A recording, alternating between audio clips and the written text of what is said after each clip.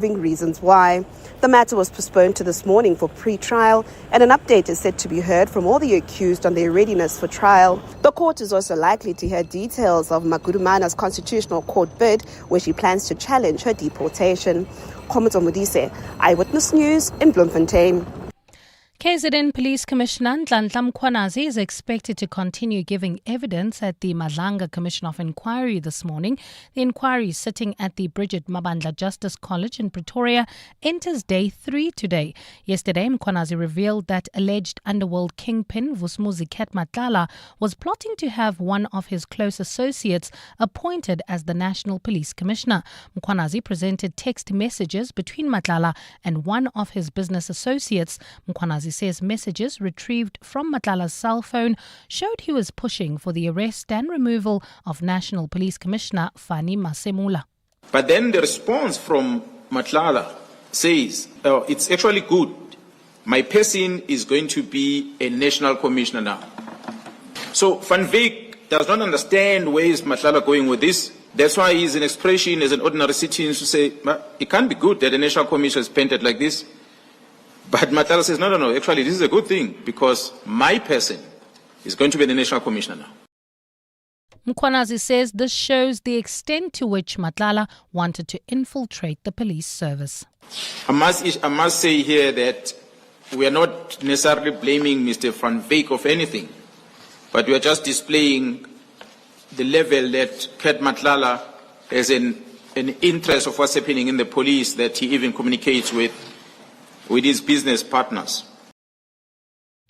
Matlala is currently behind bars for the attempted murder of his ex-girlfriend, actress Teboho Tobejane.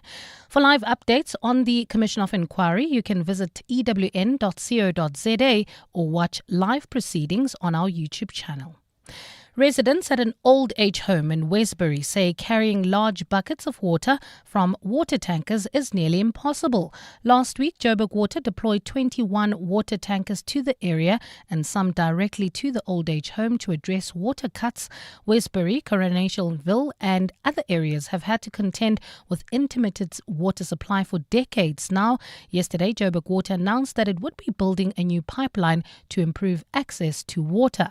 Jabulile Mbata has more. The 2-story old age home in Westbury has a water tank in the yard with a low-laying tap. Resident Julie Famey, who lives on the second floor, says nobody comes to help them fill their buckets and take them to their residence. The building visited by EWN also has a water leak on the staircase. Famey says this poses as a safety risk.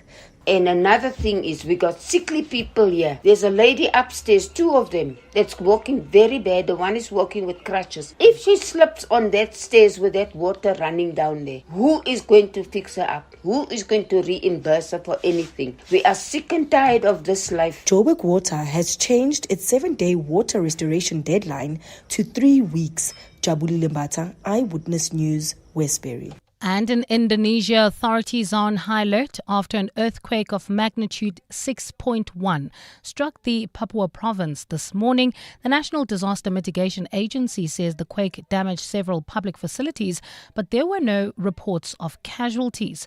Indonesia experiences frequent earthquakes due to its position on the Pacific Ring of Fire. This is the arc of intense seismic activity where tectonic plates collide. Last month, a magnitude 5.8 undersea earthquake shook the eastern side of Indonesia, injuring 29 people.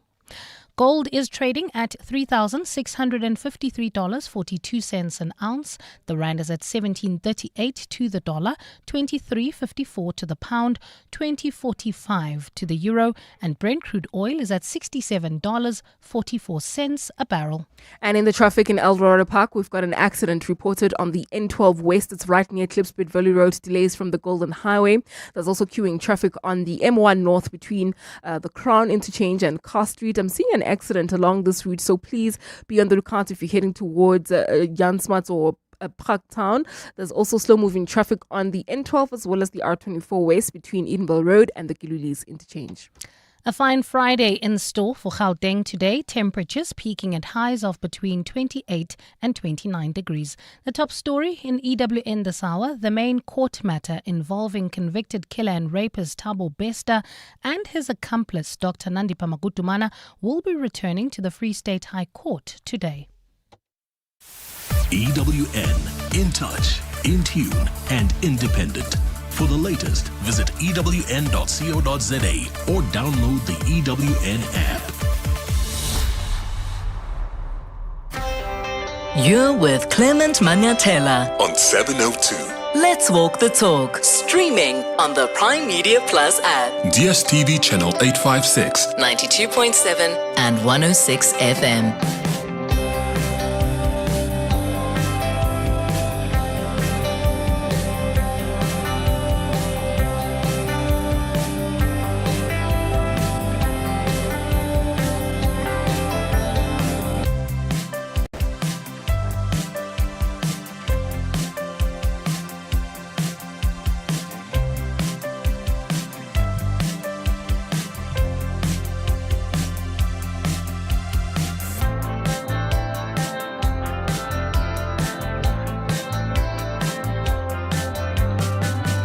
8 minutes. What just happened there? Okay, let's try that again. 8 minutes after 9 o'clock. Dumelang. Happy Friday. Welcome to the Clement Manyathela Show. It's wonderful to have you with us here on 702. It's wonderful to be back in studio as well. I hope you're good. I hope you're well. I hope your week has gone well so far. What a hectic week it's been, eh? So I have 2 hectic assignments that are due this weekend. And I started working on them like 2 weeks ago. And then guess what happened this past Tuesday? And then you're going to understand why I'm calling this week like a week from hell. On Tuesday, as I was burning the midnight oil, just around 1 a.m. or so, I was trying to push the work and I flipped a glass. And liquid poured all over my MacBook and on the keypad. And you know what happens after that? And don't ask me what liquid it was, Abel. And what happened after that? The laptop just died with all my work. That's what happened to me. The MacBook died, all the work that I need to submit this weekend. So that's the week I've had. Huh? Isn't it funny what we do when we are confronted with desperate situations like that? I mean, I prayed for the laptop, and I'm not kidding you. Like, I was praying to God, and I had my hands on the laptop because I knew that that can't be happening to me. Not all the work that I've worked so hard for over the last 2 weeks. I left it outside by the balcony to dry up. I positioned it upside down, and I had it even next to me in bed. I slept with it, and I prayed again in the morning. Desperate times, my friends. And I wished my sister still lived with me so I can use her hair dryer. Maybe is it a hair blower? Or whatever they call it when they blow their hair. Whatever they call it. Anyway, that's the week I've had. How was your week? Did you also face some desperate, hectic situation? What happened this week that displeased you? Let's support each other. Think of this as like an AA meeting of sorts for those that saw flames this week. What flames did you see? How have you put out those fires? I'm still in the process of trying to put out that fire. Talk to me on 011-883-0702. The WhatsApp line is 072-702-1702. It's a Friday, so every Friday we do Gratitude Friday on the 702 open line. This is where you can call us and tell us what you are grateful for this week. What happened this week that put a smile on your face? Give us a call or send us a WhatsApp voice note.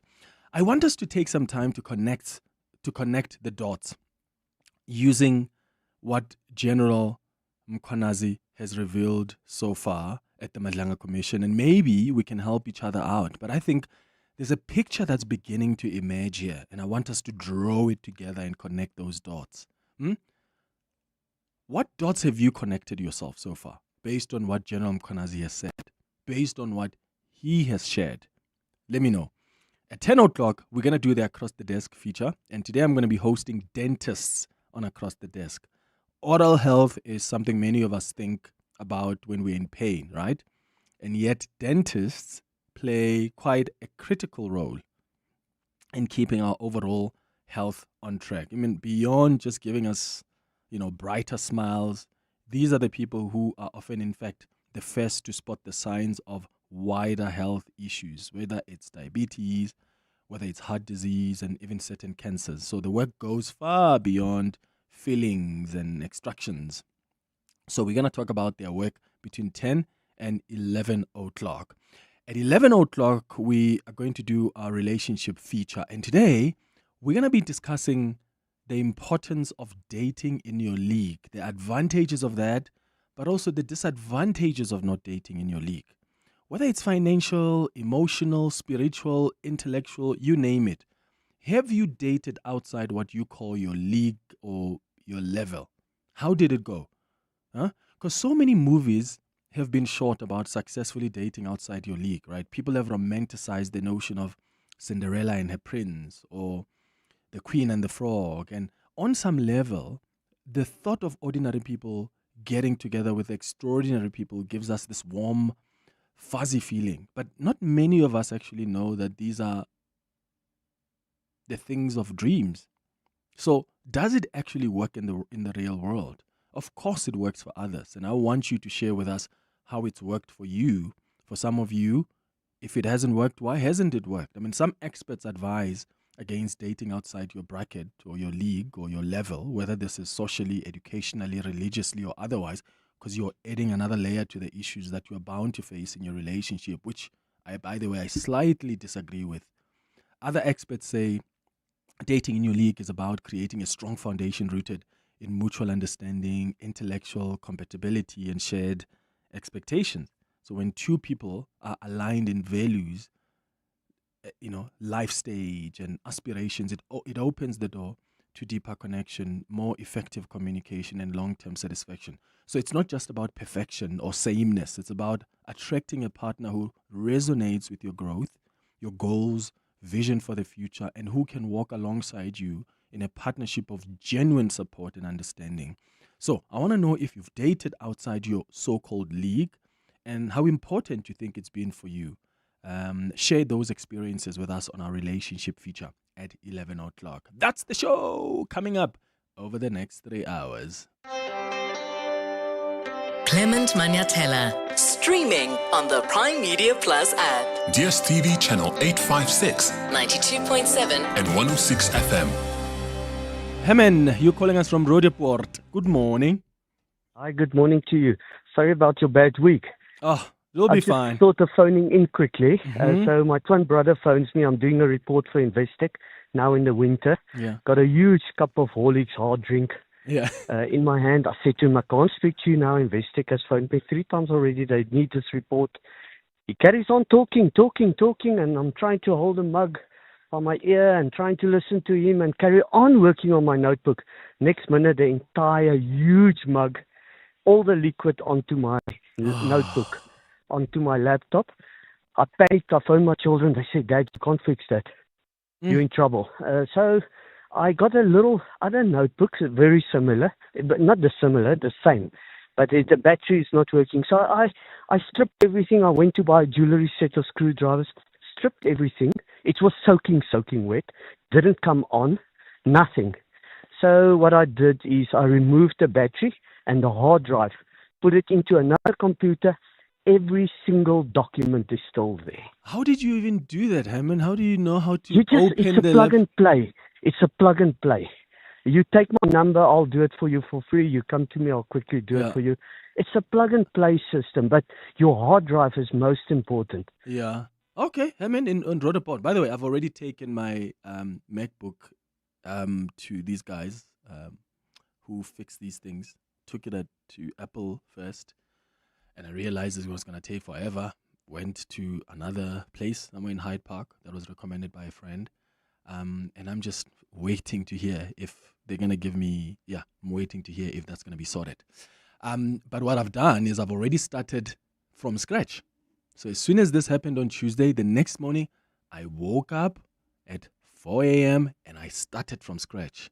I started because the stuff information is still fresh in my head. I started typing it on my other device, on the iPad, and yeah, I just hope it's gonna get better. What have you faced this week? How difficult was your week? What is a difficulty you faced? But also, what are you grateful for? Because there are a lot of things we should be grateful for. Give us a call, 011-883-0702. WhatsApp's on 0727021702. Africa Milani. Weekday mornings. 4 to 6. We have over 700 new Metro Police officers who will be graduating, and many of those will be deployed to, in fact, 5, I think, on average per ward, to work alongside the SAPS in order to obviously fight social ills. We are always striving for working together with various law enforcement agencies, and that is why we signed the cooperation agreement last year already. We will bring our resources. Let us join hands together. Brigadier Nhlanhla Mkhwanazi, national spokesperson for the South African Policing Services. Africa Milani. 4 to 6 on 702. The Dinner Lady stage, proudly powered by 702 at the Standard Bank Joy of Jazz 2025, is where legends meet visionaries. See Wynton Marsalis and the Jazz at Lincoln Center Orchestra with show-stopping performances from Esperanza Spalding, Lakeisha Benjamin, Tandintuli, Steve Dyer, Siyama Kuzeni, Big Band, Nomfundo Xaluva, Tsepo Mngoma, Andile Yenana, and Cameron Ward. From Grammy winners to South Africa's finest, the stars align on the 26th to the 28th of September at the Sandton Convention Center. Tickets are selling fast via Ticketmaster, so you go get yours now. The Dinner Lady stage at the Standard Bank Joy of Jazz 2025, proudly brought to you by 702. Spring is sprung. The grass is riz. It's now time to get stuck into your garden. So get to Chamberlain Gardening Centre's fast spring promotion from 4 August to 12 October. Get ceiling trays at R29.90 or Colterra compost at R24.90. And don't miss a chance to win your share of R90,000 in gift vouchers every Saturday during the promotion. Chamberlain, famous for hardware and gardening since 1903. From the sands of our land, it all begins. A journey that turns raw potential into something extraordinary. Our strength isn't just in what we create, it's in the lives we transform along the way. Our craft, our heritage, in our hands. Asante Glass. Excellence in glass. Insurance pulls you in. Pineapple pulls you under. Insurance. Pineapple. Insurance. Pineapple. Pineapple FSP 48650 is underwritten by Omart Insure Limited, a licensed non-life insurer and authorized FSP. Your voice. Your station. Your open line. Walk the talk with Clement Manyathela on 702. Connect the dots. Can we help each other connect the dots? Because honestly, my friends, there's a picture here that's beginning to emerge. And I think the KZN Police Commissioner, General Nhlanhla Mkhwanazi, when he was talking about some cartel, I don't know, maybe he was referring to this drug cartel in Gauteng that somehow has links to these people in the authority. Could be or could not. It could not be it. But there's a picture I'm beginning to pick up here. So, stay with me. Who shall we start with? Let's start with Ket Matlala, because he's the man that has been arrested, right? Ket Matlala, remember, there was actually a story a long time ago that I think Jeff Wicks or somebody else at News 24 did. Even EWN used to run the story of this Ekurhuleni JMPD officer who somehow assisted, Ket Matlala's vehicles and fitting them with blue lights. I don't remember where the investigation ended up in Ekurhuleni. We could try check that out. But Ket Matlala let's put Ket Matlala's name here. So I'm literally going to do this while I'm connecting these dots, quite literally, because I want us to help each other. Now, Ket Matlala is someone who is linked to the police minister, Bheki Cele. And by linked to Bheki Cele, I mean Bheki Cele stayed at his luxurious apartment in Pretoria. Bheki Cele met with Ket Matlala at a Zimbali mansion or Zimbali house owned by Hangwani Maumela. This was all reported on News 24. You can go check it out. And they did contact Bheki Cele, and Bheki Cele didn't deny that. In fact, there are some people who try to lie. Hangwani tried to lie and say, oh, I didn't know who was coming to the house. And yet News 24 says, but here's a message you forwarded to Ket Matlala, giving them the code for the gate.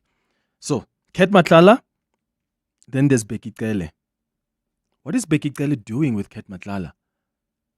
What is Bheki Cele doing staying at a luxurious apartment owned by Ket Matlala and meeting with Ket Matlala, who, by the way, was just about to get a 300 million rand tender from the SAPS?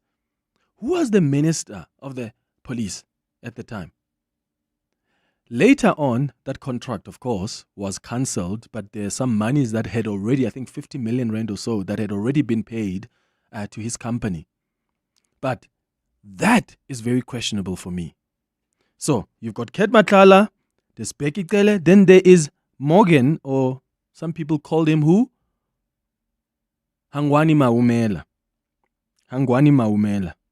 Hangwani Maumela uses his house to facilitate a meeting between Ket Matlala and the police minister, Bheki Cele.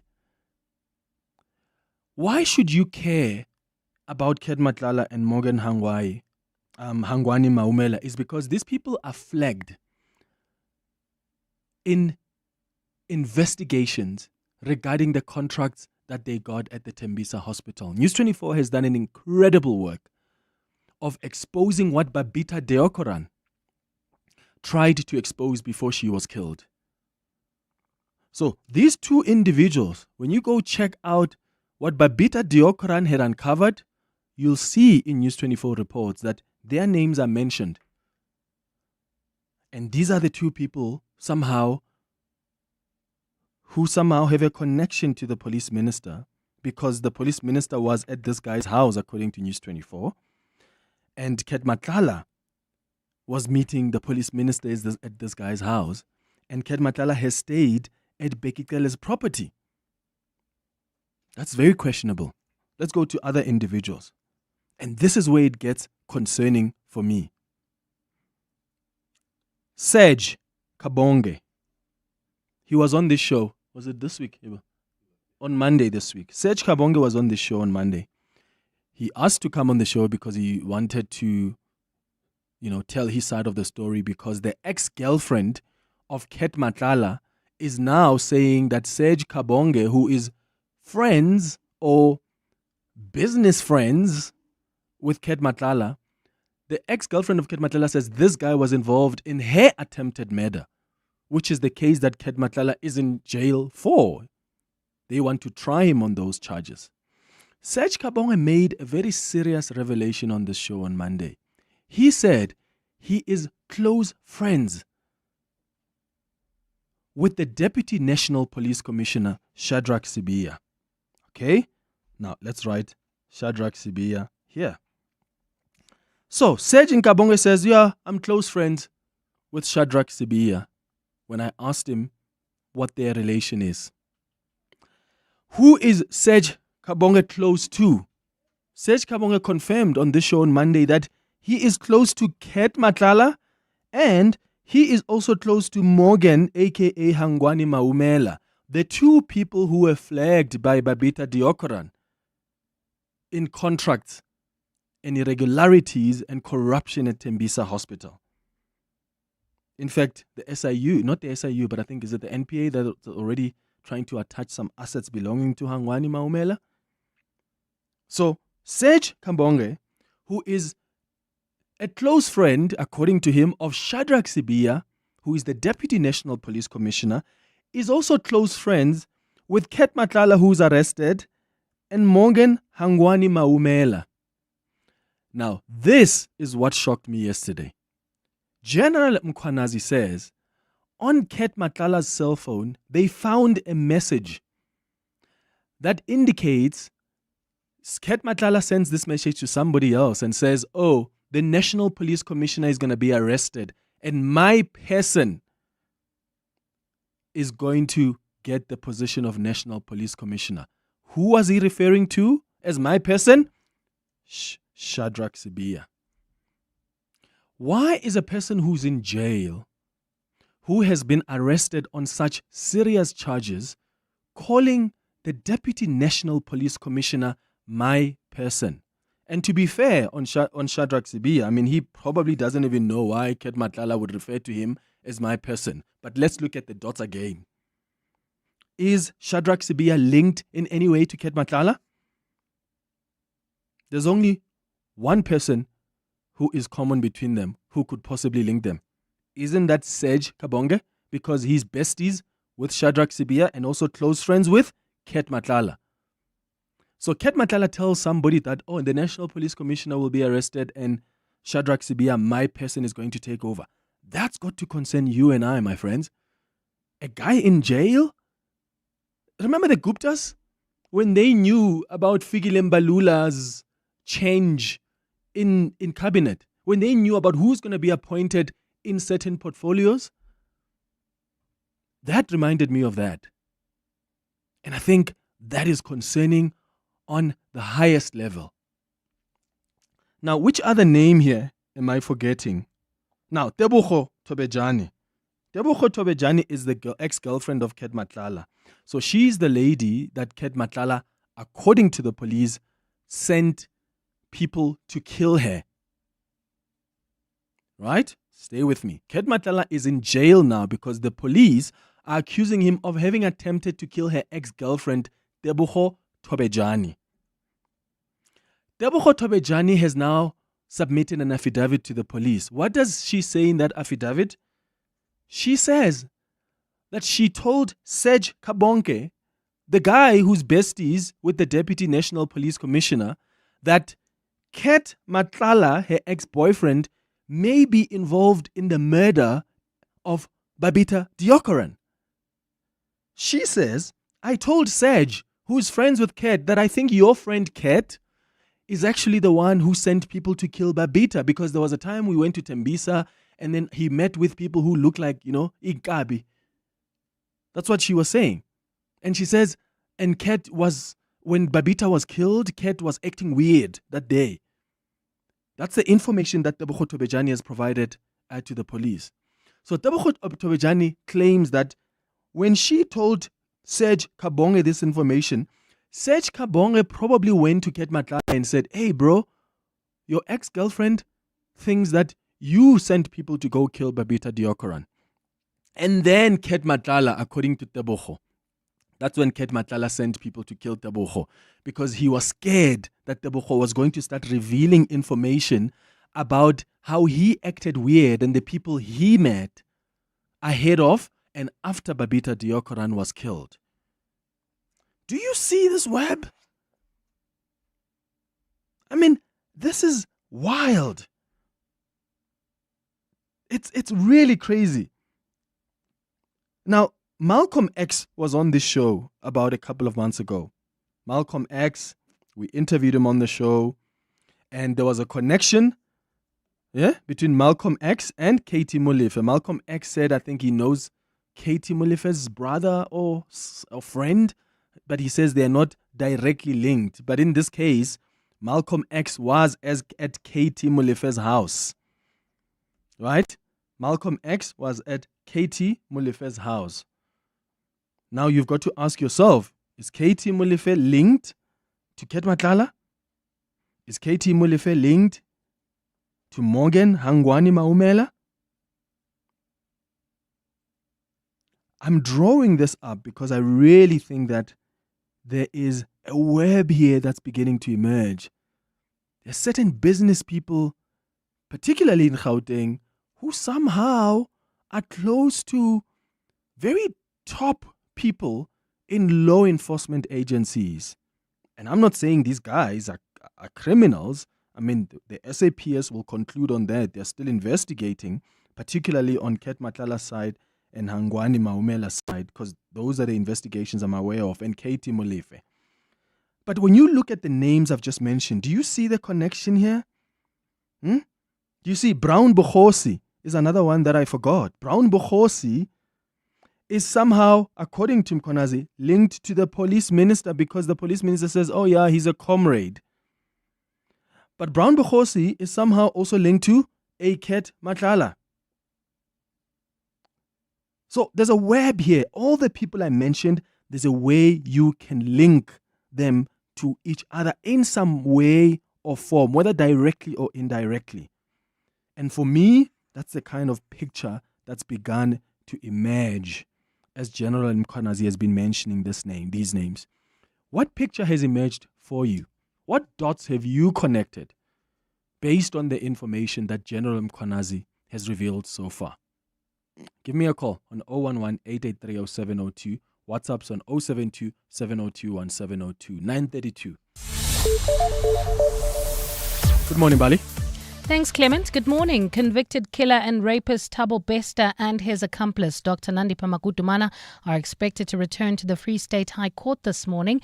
Bester and his co-accused, who include prison guards, will find out today if their trial is ready to proceed. They have been charged with executing Bester's brazen escape from the Mangaung prison in May of 2022. Let's stay in the courts. The former Umzimkhulu municipal manager accused of ordering the hit on ANC politician Sindiso Magaqa returns to court for closing arguments in his bail application today. Stanley Skosana was rearrested in July for Magaqa's murder following further investigations by the Political Killings Task Team. And National Coloured Congress founder and Member of Parliament Fadil Adams has refuted claims he went public with sensitive crime intelligence information. Adams and the DA's Diane Kohler-Barnard were among some of the names mentioned by KZN Police Commissioner Nhlanhla Mkhwanazi during his evidence at the Madlanga Commission of Inquiry yesterday. Those are the headlines. This EWN and more at 10 or as it happens. EWN Traffic. Traveling in El Dorado Park, we've got a major accident scene. It's on the N12 West, right near Klipspruit Valley Road. Delays coming out of the Golden Highway. Please be on the lookout there, about a 20-minute hold-up. If you're traveling in the Devland area, we've got delays on the Golden Highway due to road work taking place right near Union Avenue. Delays from the N1. There's also queuing traffic on the Maikwa North between the Crown Interchange and Carr Street. While traveling in Bedford View, do expect delays on the N12 as well as the R24 West between Edenville Road exit and the Gilulis interchange. Otherwise, heading towards Midrand, an accident reported on the N1 South right after Samrand Avenue. Delays from the Brackfontein interchange. There's also queuing traffic in the city of Tshwane along the N14 North between Euphus Road and Old Johannesburg Road, while on the N1 North, that earlier accident is still causing a bit of a delay. This is between the Flying Saucer interchange and Rigel Avenue. I'll have more updates at the top of the hour. Stay tuned. There's more EWN on air, online, and on the EWN app. 7:02 afternoons with Relebohile Maboja, 1 to 3 p.m. Why was rain prayed for to begin with?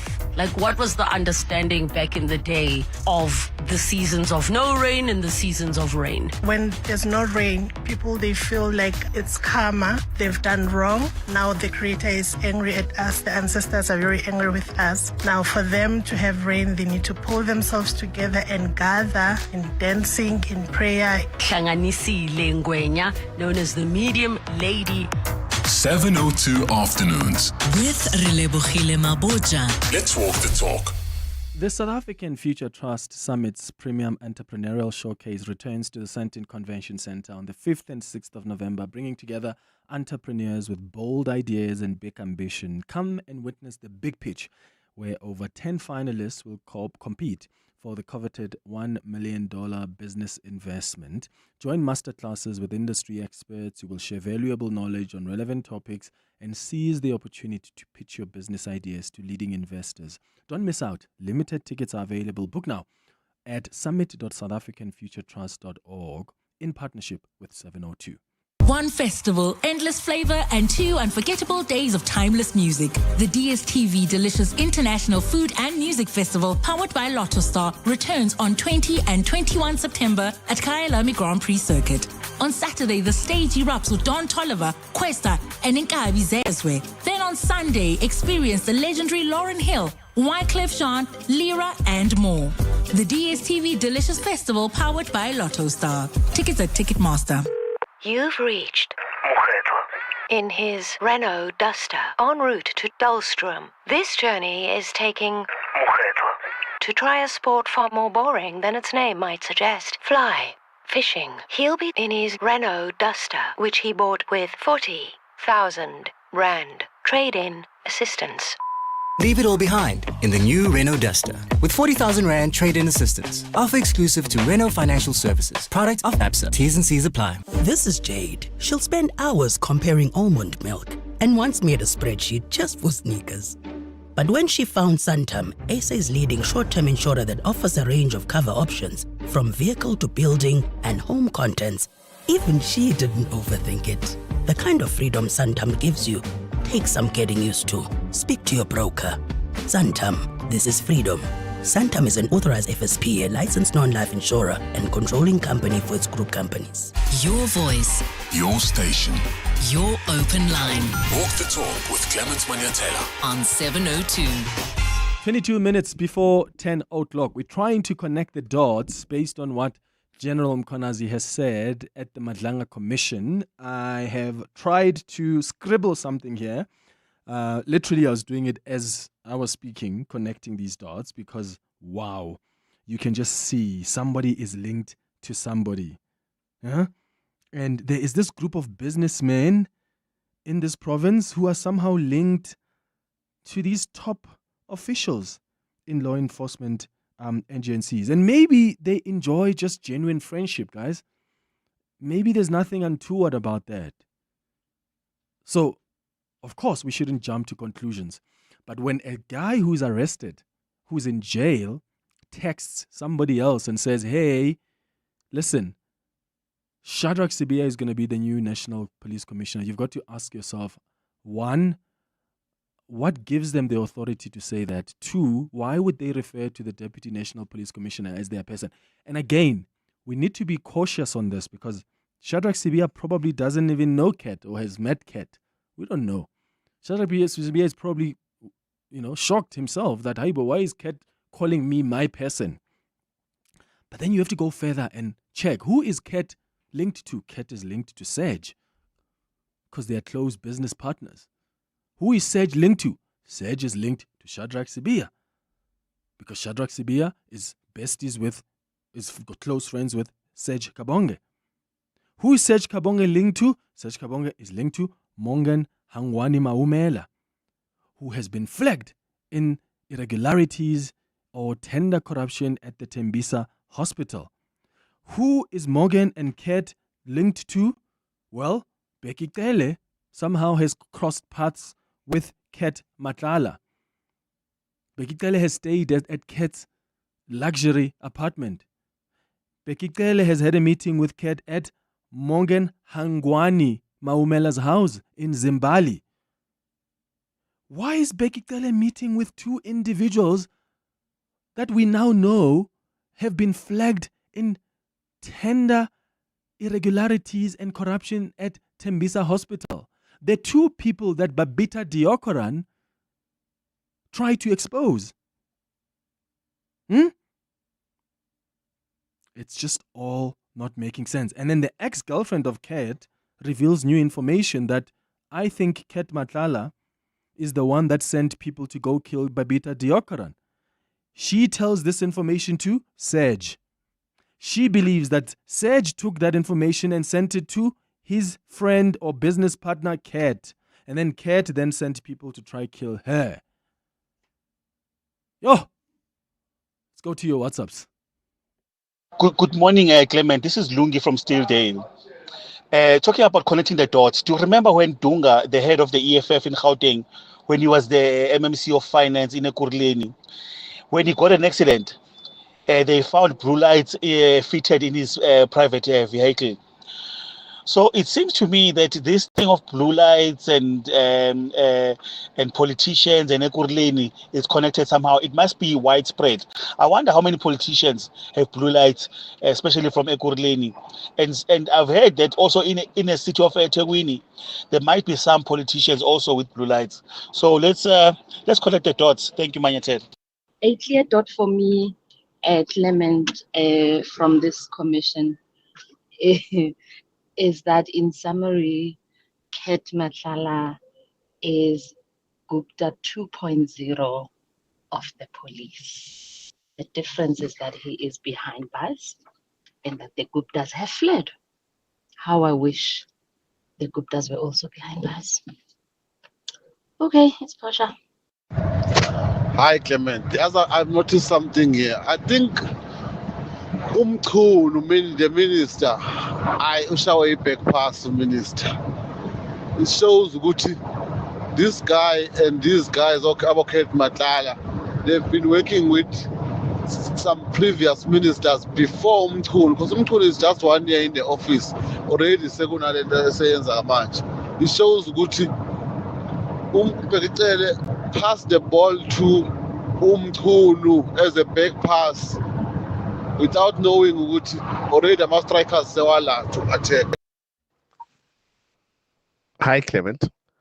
What I find very, very interesting about this, another connection, is Maumela's connection to the president. I mean, Jeff Wicks, obviously he's done great work. He indicated that they are related. In actual fact, President Ramaphosa and Morgan Maumela are related through his previous marriage of Hope, and they live almost in the same area in Johannesburg. Obviously, the president has come out to say that he doesn't know this man, which I find very interesting in that as well. But also, I think that should be concerning, that particular connection. What's the connection between, for instance, the president and Maumela?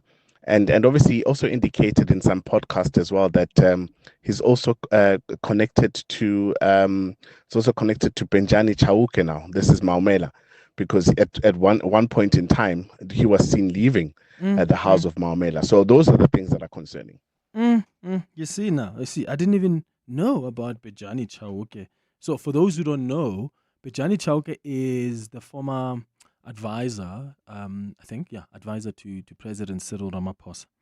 So apparently, so I haven't verified this. So can we check this? I'm asking the producers to check this out, right? I don't know where this came up, that Benjamin Chauke is linked to Hangwani Maumela, but that would also be significant, right? That will be significant. What I do know is that the president has already said that I don't know this Maumela guy. Apparently, he's the president's nephew from his first marriage, but the president doesn't really know him. So, yeah, unless we can establish that connection, I think it would be unfair to want to suggest that just because there is a relation of sorts that was uncovered there, then it proves corruption. But I think you're right. We have to scrutinize, because you just never know with these politicians. But we'll check this. I don't know who said that about Benjani Chauke leaving Hangwani Maumela's house. We'll check it, verify it, and then I'll come back to you on that. But yeah, there's a web. There's dots here that are being connected. Let me tell you about something else that I found particularly uncomfortable yesterday. And as I've said to you, I don't think there are holy cows here. Right? As I've said to you, I think that part of what we're seeing here is there are SAPS officials that are fighting for each other. And there are people that are fighting for each other to also try to control. Do you know how powerful crime intelligence is in the SAPS? That's very powerful. Do you know how much money is in crime intelligence? A lot of money. Because there's a lot you can do with that money without necessarily being too transparent in accounting. Like, for instance, they can't come and tell us publicly that, oh, we went and bought a safe house which cost us 100 million rand. So there's an opportunity there to misuse the secret fund. The opportunity does exist. So these are deeper fights within the SAPS and people who probably wanted certain positions or were promised certain positions, and then people who want to remove certain people from crime intelligence. So don't just think that this is just about some drug cartels that are being exposed. That's just part of the element, and we are grateful for that because it's really helping us understand the extent of this criminal enterprise. But make no mistakes. There are people here, these top cops are fighting each other. They are. One of the things that surprised me yesterday was General Nhlanhla Mkhwanazi talking about Dumisani Khumalo. Dumisani Khumalo at some point, or still is, was the head of crime intelligence. He's been arrested. He's been going in and out of court. And he had indicated that there are certain members of parliament who actually acted. I think what he suggested is that they acted to serve the interests of a drug cartel because of how they've mishandled confidential or classified information. And one of the people he mentioned was this Fadiel Adams, who says he got this top secret document and he took it to the police and opened a case. And Diane Collar Barnard, who is a DA member of parliament, and General Mkhwanazi says Diane Collar Barnard broke the law, fueling malicious attacks happening in crime intelligence directed at Khumalo. So already you can tell, right? Before, like you can tell already that General Mkhwanazi seems to have a good relationship with Dumisani Khumalo. They seem to be on the one side. You can already tell that Shadrack Sibiya and the police minister, Senzo Mchunu, they are on the other side. So General Mkhwanazi says that Diane Collar Barnard released a statement when about information that she should have taken to the Joint Standing Committee on Intelligence. But the surprising thing here, what surprised me was, but that wasn't information that was necessarily secret. That information was already in the papers. Like we all read, right? Many of us did read in the papers about the allegations that were being made about properties that are being bought by this secret fund without following the right processes. So what Diane Collar Barnard then releases a statement. But then General Mkhwanazi says, no, this person has to shut up about these things and not talk about them, which I find incredibly weird. So Diane Collar Barnard has given us a call now who wants to weigh in on this. So let's go to her quickly and then we'll take more of your calls. Diane, thank you for calling. Good morning. Good morning to you. Yeah, you wanted to come in. What exactly do you want to clarify? General Mkhwanazi says that you shouldn't have spoken out about that information. You should have gone to the Joint Standing Committee on Intelligence so that it can be ventilated there because there was sensitive information. Well, I think your analysis of the entire situation is 100%. The information came out in the media on about the 13th of February. And then on the 17th of February, having spoken, for example, to the Minister of Public Works, I said, did anyone approach you to have Public Works provide properties? And the answer was no. And the Joint Standing Committee on Intelligence had not yet been formed. I had not been sworn in. That only came about over 2 months later. It took almost a year to put that committee together. So I was speaking as an ordinary MP.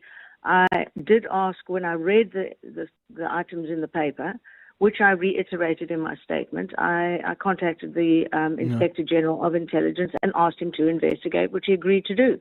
So I had no information that was other than what was in the newspapers, and I was not sworn to secrecy. This was now out in the media. And the next week or so, I must say, City Press came out with information. I had my jaw dropping. They had everything in detail. So you're right. It's spy versus spy, boss versus boss. The situation's a mess. But to suggest that I'm part of a criminal syndicate was outrageous and defamatory. So, and what the information, just remind our viewers what information it was that was out in the papers. Was it the TAS team that was buying these properties? What was your statement about? It said that the claim was crime intelligence had bought 2 properties, one in Durban and then a boutique hotel in Pretoria. And there were some pictures of them going around. Some journalists contacted me, knew the addresses of them. So the information was out there. I do not know who leaked it. I don't know if there's ever been an investigation into who leaked it to the journalists. But I commented on those. And it seemed to be, I said I wanted the Inspector General to check that it was done procedurally, that there weren't shortcuts, and that the claims made in the newspapers should be investigated, which indeed then happened. Once that was done, by then, 2.5 months later, I was sworn in. And once you're into and a member of the Joint Standing Committee on Intelligence, you are sworn to secrecy. So obviously I cannot speak about what's in the report or not in the report, which was then presented to the committee. But to suggest that I somehow knew something or was a part of the JSCI and speaking out of turn is fabrications, entirely baseless allegations. I don't know who's informing him of this, but again, it could be his close friends in crime intelligence saying, oh, let's see if we can nail her.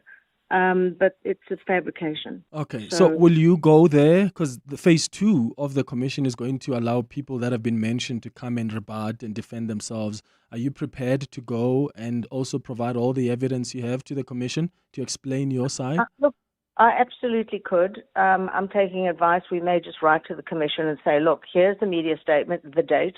Here's the newspaper report and other newspaper reports that were all over the country.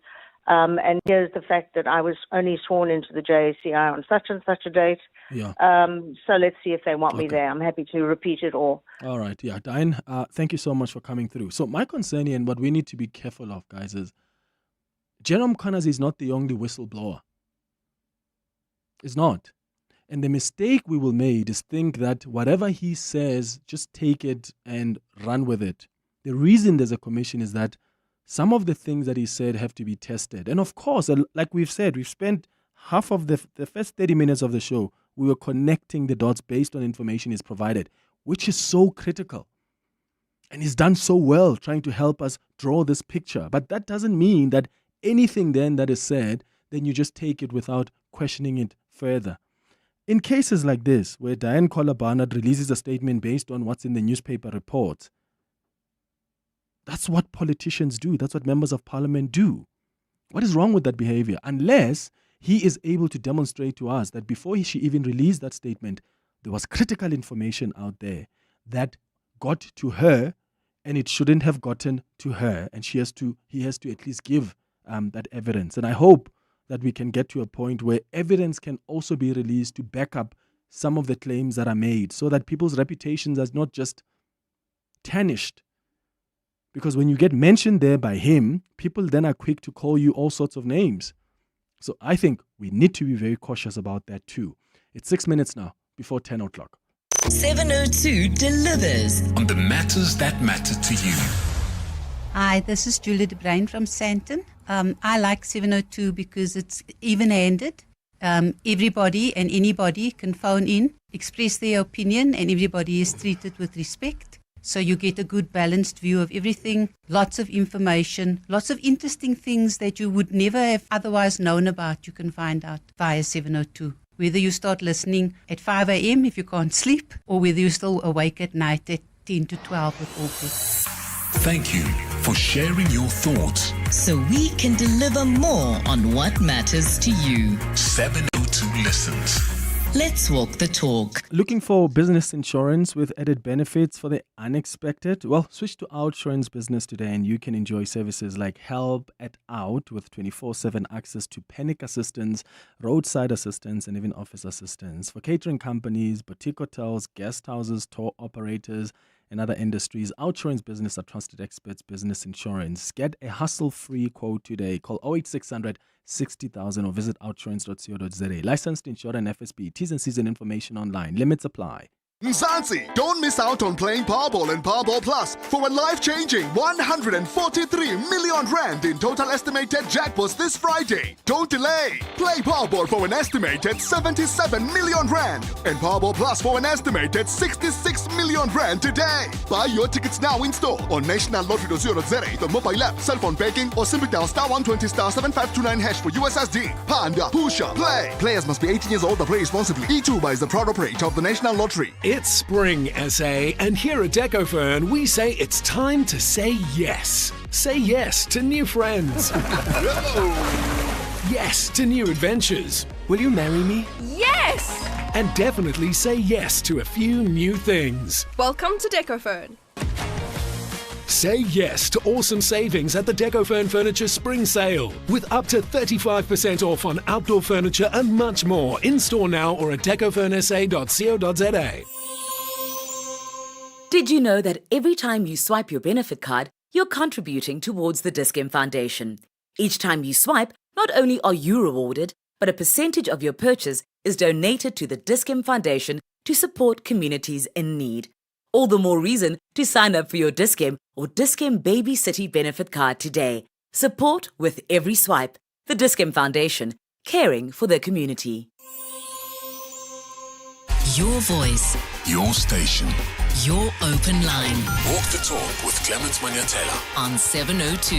3 minutes before 10 o'clock, Jobe on the WhatsApp line says, Clement, check out Jeff Wick's book. He clearly writes on page 161 that Chauke and Maumela are so close that they share properties on the same street in Hyde Park. One is on stand number 3 and the other at number 6. Chauke was even seen walking around in Maumela's house. So I am going to ask, I've asked the producers to check with Jeff if really that's the case. And if that is, I promise you, we're going to stay on this, because if really the president's former advisor, if the president's former advisor is somehow linked to such an individual who has been flagged in these contracts, and the same individual who is the president's nephew from the first marriage, whom the president says he doesn't know, but somehow the president's former advisor is linked to him, that raises some serious questions. And we have to ask if that relationship existed outside of the president's knowledge.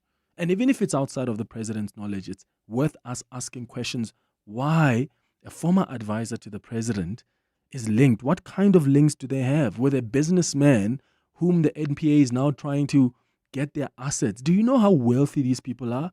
These people buy houses worth 70, 40 million rand. They buy, boats with monies that were attained allegedly in a corrupt manner through these tenders. It now makes sense that maybe they knew someone at the top who was able to influence. They drop a name that I know this person, and then tenders just flow. We've got to stay on the story. There are probably more and more people that are involved in higher offices that we have not even touched. Remember, Ket Matlala, in one of the messages he sent that General Mkhwanazi mentioned, in that message, Ket Matlala said, I'm going to expose it all. Because he was upset that they've just cancelled this 300 million rand contract. And I can't wait for the day that he actually spills the beans and exposes all the other people he has bankrolled, whether in politics or in government. Backed by popular demand, legendary jazz icon Kenny G will be performing at the Super Bowl at Sun City on Friday, the 3rd of October. Get ready for an unforgettable night of timeless hits and pure musical magic. Get your tickets from webtickets.co.za. Brought to you by Breakout Events and 702. Tap into the power of good sleep. Visit Dial-A-Bed today and save up to 30% on our best-selling brands. Our Sealy Celebration Plush Comfort Queen Set is now $9,499, and our 40 Winks Active Zone Extra Firm Queen Set is now only $11,999. Save $6,000. Plus, get next-day delivery on our bestsellers. Dial-A-Bed. Sleep for life. To walk the talk is to turn words into meaningful actions. And it's what we at 702 are committed to doing every day. We are also committed to following the rules set out by the Broadcasting Complaints Commission's Code of Conduct to give you balanced programming, fair comments, and accurate news. But if we stumble along the way and you feel we are not living up to the code, let us know on comment@702.co.za. And if after that you're still not happy, you can direct your complaint in writing to the Broadcasting Complaints Commission. Email bccsa@nabsa.co.za. For more, visit bccsa.co.za.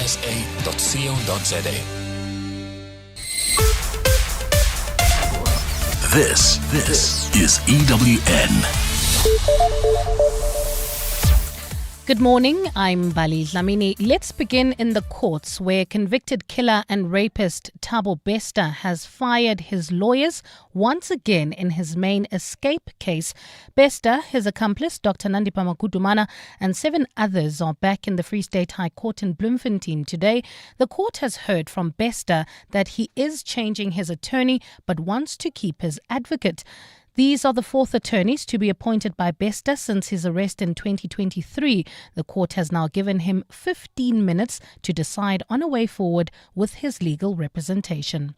Let's stay in the courts. The former Umzimkhulu municipal manager accused of ordering the hit on ANC politician Sindiso Makaqha returns to court for closing arguments in his bail application this morning.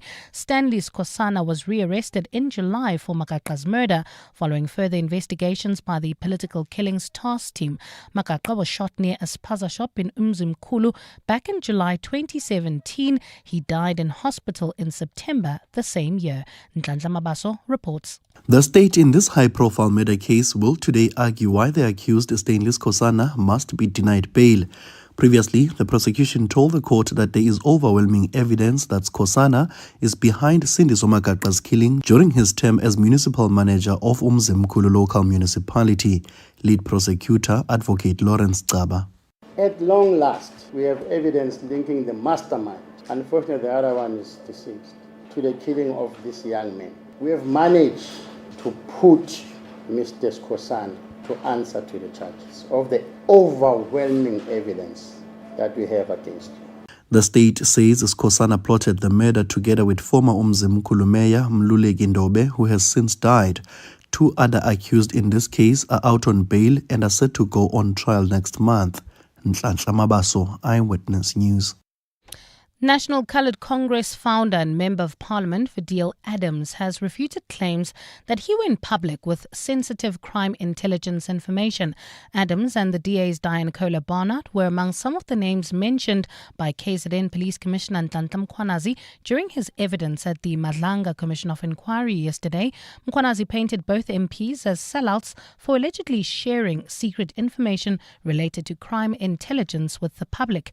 Oren Singh reports. Nhlanhla Mkhwanazi accused MPs Fadil Adams and Diane Kohler Barnard of abusing their powers and not properly handling sensitive info about crime intelligence.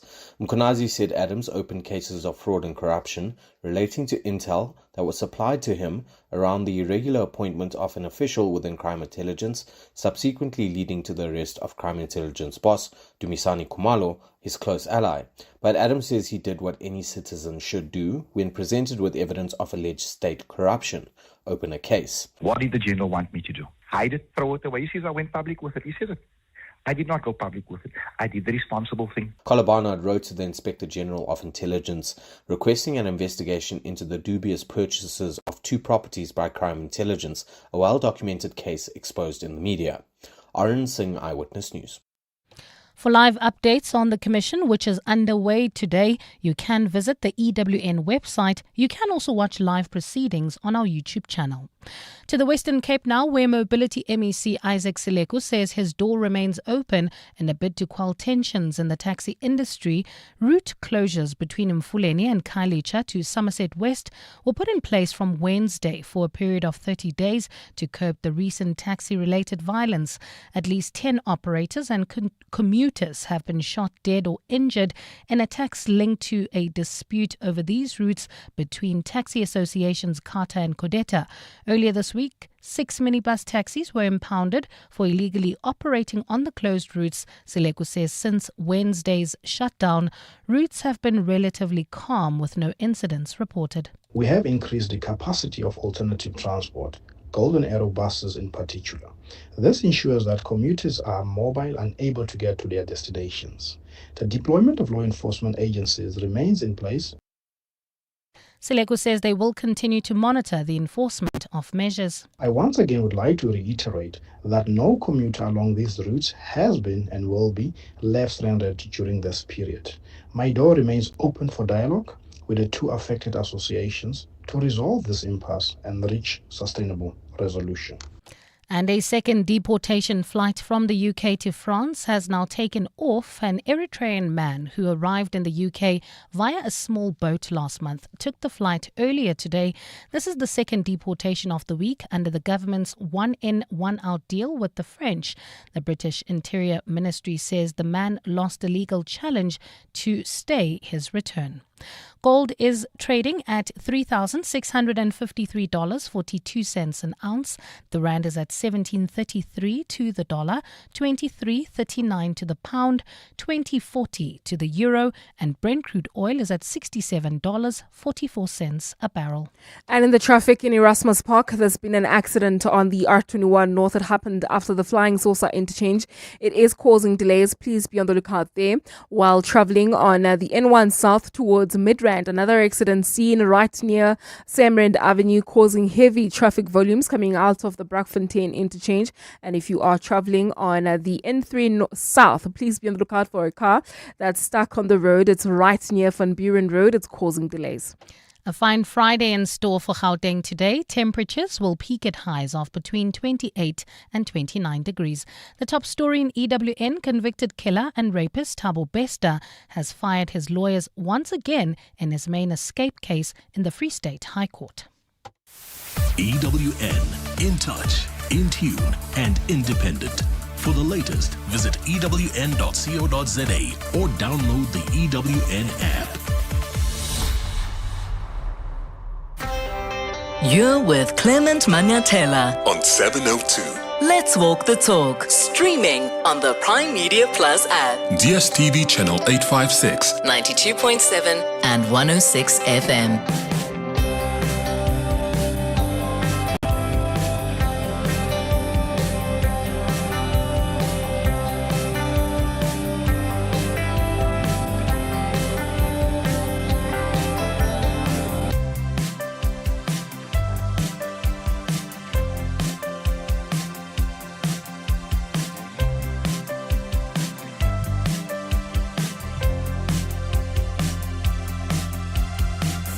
8 minutes after 10 o'clock. Dumelang, welcome to the second hour of the Clement Manyathela Show. Thank you for staying with us here on 702, and thank you for your contribution on the 702 open line. I always appreciate it. So I think we must do like a thing every single day. We must have like a connect the dots kind of a session, maybe on the open line or at 10 o'clock, for as long as this commission, this Madlanga Commission, continues. I think that's going to help us a great deal to try and make sense of what's going on, because then we also help each other make connections. You know, someone else just mentioned the name of Edwin Sodi. I had even forgotten about that. He's friends with who? Sedge. Someone has just mentioned that don't forget that Edwin Sodi also has a relationship of sorts with Sedge, whether they're friends or whether they're business partners. And then someone else also mentioned earlier on that Bejani Chauke, the former advisor to President Cyril Ramaphosa, one of the people who led his campaign to be the president of the ANC, they are connecting him to Hangwani Maumela, the guy who has received multi-billion rand contracts, the guy who received monies from the Tembisa hospital, and the police are saying there were tender irregularities, there was corruption in the relationship between this businessman and that hospital. These people have made so much money, guys. They own boats, they own 50 million rand properties all around the country.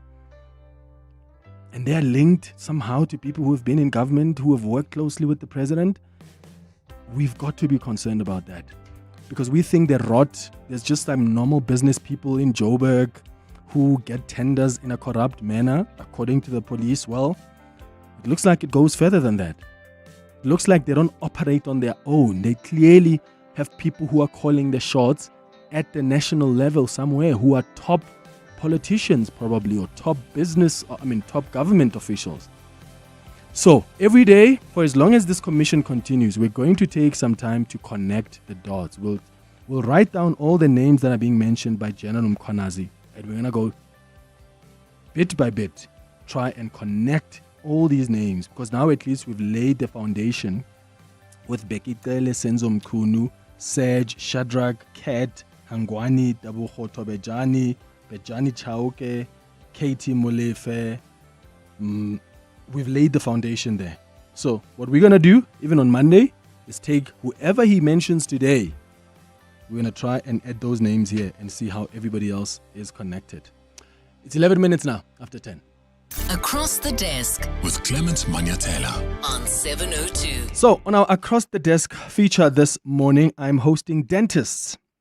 I want us to find out more about their work, and I want us to find out more around oral health as well, because this is something that many of us think about when we're in pain, right? And yet dentists play quite a vital role in keeping our overall health on track. So we've invited a number of them to join us this morning. Let me introduce you. We've got Dr. Nini Chen Blauuw, who is a dentist in studio with us. Dr. Chen, thank you for coming through. Good morning.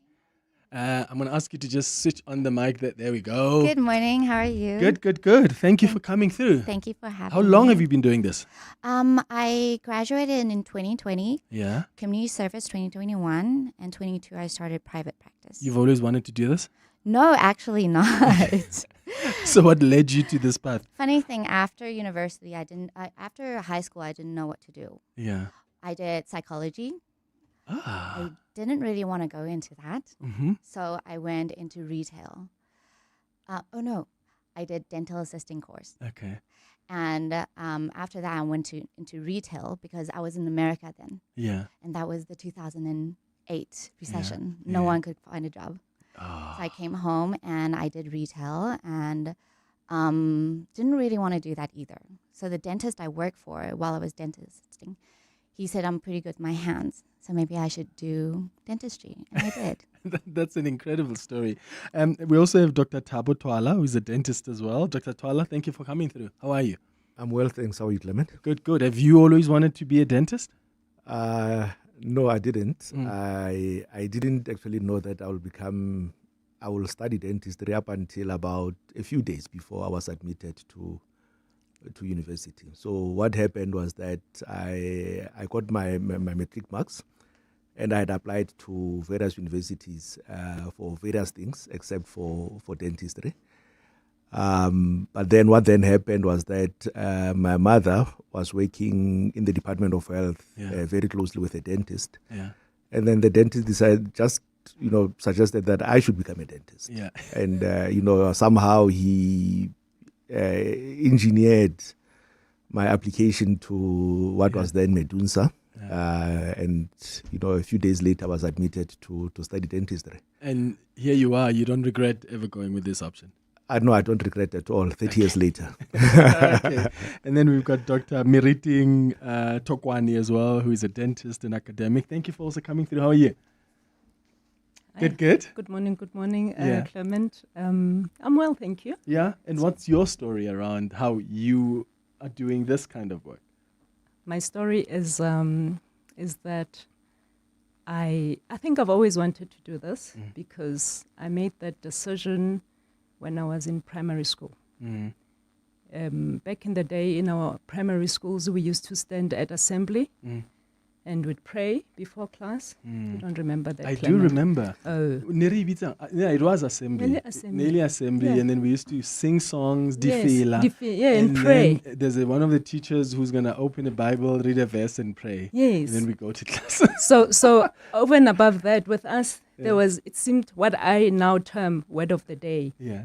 And I think that day it was Afrikaans. Yeah. It was, they asked, what's a a predicant, and all hands went up. Everybody knew what a predicant is. It's What a is priest. predicant? It's a priest. Yeah, listen, I passed my Afrikaans probably with a D or something, so. And then also, then they asked, what's a tandarts? And nobody knew. And it is then that I learned of that profession, or this profession of yes. How old were you? I was in primary school, so I could have been 6 Jesus, or 7. Wow. But that got, I got reminders along the way in life that this is actually what you want to do, because then I would watch programs with my dad. There was on Saturday afternoon programming where, before we even had Mnet, remember it was called Mnet before it became DSTV? So there were programs that featured different professions, and they featured this. And they featured dentistry. It was a group of black female dentists. And then it reminded me of what it is that I had wanted to do initially. When you were still 6 years old. So I used to think that you guys have to study like medicine first. Like how long is that medicine course? Like is it 4 years, whatever it is? But I used to think you do that first and then you specialize in dentistry. How does it work? Do you just study dentistry on its own, or you go through medicine? So every country is actually slightly different. In our country, we can go straight from high school into undergrad dentistry. Okay. So there are 5 schools in South Africa. 4? 4 schools? 4 schools. In South Africa that you can do dentistry, and you don't have to go through medicine. Okay. Some countries, there's an undergrad that you have to go through, and then you go into medical school. Okay. Which then, if you want to do dentistry, then it's dentistry. Okay. And how long is it to do dentistry at a school? Like For finish us, it in... it's 5 years in university, 1 year in community service. Oh my goodness, guys. 5 years at university? Like I'm aging there. No, it used to be 5.5 years. Oh no. No. We did like 3 years. You're out of there quickly. Here's a question I've always heard, Dr. Twala, about dentists is, and I'll get to other issues around oral health and what are some of the issues. But when you guys, is it extracting our teeth? Whatever process you call it, like if my tooth is giving me a problem and I come to you and you have to take it out. Isn't there technology that could make that less painful?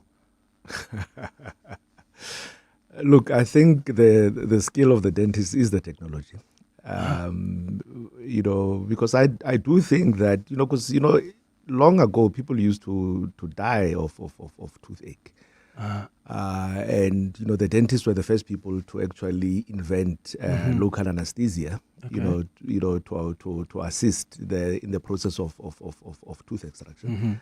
But dentists have over the years been so good at actually a very intricate and difficult surgical procedure, which is a dental extraction.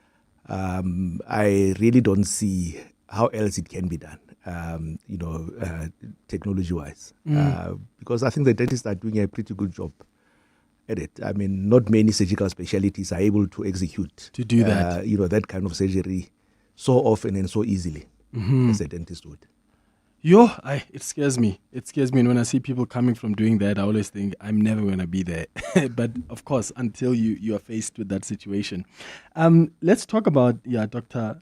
Thokoane, how you feel about South Africans and how we take our oral health. Do we take it seriously from your observation?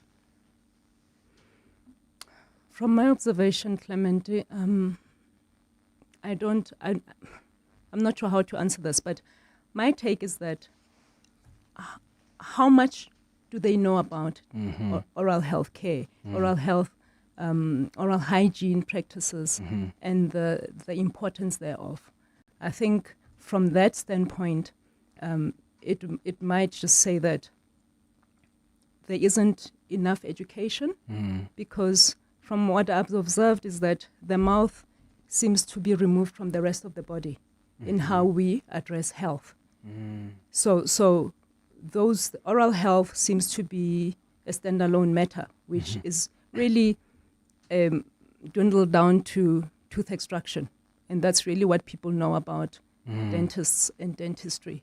And that's not all that there is. But in terms of answering your question, I think that there's two spectrums. There are people who are aware, and they're aware because they are more into aesthetics and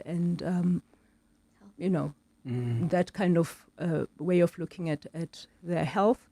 And there are people who just don't know because they don't have access to basic needs and to education. Yeah, and I was about to also get into the accessibility of dental care for people in various communities. How accessible is it, especially in public hospitals? So, in South Africa, we have 5,500 estimate dentists. We have... For all 62 million of us? Yeah, 64 million, I checked this morning. That means that's 11,000 patients per dentist. And we are spread across rural areas and urban areas. Obviously, in urban areas, we have a lot more access. But the rural areas are where the issue is. So we don't have enough resources in those areas, also limited resources. So in Joburg, in Sandton, or Johannesburg, Pretoria, Cape Town, Durban, we have a lot of private practices that have very advanced technologies like CBCTs, X-rays, digital, new technology. But in the rural areas, we possibly don't even have working chairs. Yeah. Sometimes lights can be an issue. Yeah. So there's Sure. a big difference. What are some of the trends you guys are picking up, Dr. Twala, some of the latest global trends in dentistry, and how are they showing up in South Africa? I'm seeing a lot of people with bracelets, for instance. But I've got a friend who says, I had bracelets when I was like in braces. Braces. I had braces when I was like in primary school or something. But there's a new wave now of that. Is that a trend that is global, that is now showing up in South Africa? And what are some of the trends that you're picking up? So clearly there's increased awareness around dentistry and dental care. It does seem that in the past, dentistry was associated with relief of pain and tooth extraction and so on. Not aesthetics, eh? But now aesthetics is becoming a big issue, mainly because a lot of our population is urbanizing. So part of the urban culture is really to take a look at health and to some extent also aesthetics and so on. And it has become important for a variety of reasons. I mean, children are becoming, I get teased, for instance, in schools and so on, if they don't have good teeth and, they suffer from, self-esteem issues and so on. It goes even to a point where even to get employment, I believe that, employers will actually look at how you look and, how your teeth look. And if your teeth are looking crooked and so on, they probably will overlook you. So people are really taking an effort, especially in an urban setting, to make sure that they've got healthy teeth and they've got beautiful smiles. So that is, I think, in general, what is pushing the developments in dentistry at this point. Yeah, and from you, the observation, what are you picking up? Are there people that are coming for other cosmetic dentistry expectations? Well, I think there are. I agree with Dr. Twala. There's a lot of that, and of different age groups. Your story that a friend of yours said that they had braces at a young age, that would be the norm, because the idea is that as you are moving the teeth with those wires, those arch wires, you are putting it together with the growth pattern. So braces would be inserted at a certain age and not, as an adult, because your growth spurt has gone past. And but now those things have been not overlooked, but they are being incorporated, and people are more inquiring and asking to improve their look. But just to to go in, Clement, I'd just like to say from my end, I'm a prosthodontist, and I deal a lot with head and neck cancer patients, where we need to rehabilitate those kind of patients.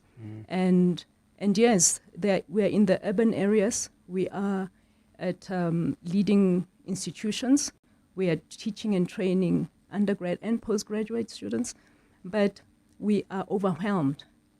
We are overwhelmed within this urban state that we are working in, because it's a limited service that we provide, and it attracts people from all over. And I mean even beyond the borders of South Africa. So the access is different between private and public institutions. We still, the public institutions are overwhelmed, and they are not able to cater for the needs of those people who don't have anywhere else to go. Yeah. Okay. 26 minutes after 10 o'clock. I'm going to be taking your calls on 011-883-0702 if you've got a question, or maybe you want to tell us about your own oral health. How often do you see a dentist? And maybe you've got a child who wants to be a dentist, and you've got questions for my guests around, what kind of subject to pick or the schools that they can recommend. Give us a call on 011-883-0702. WhatsApp's on 072-702-1702. If I asked what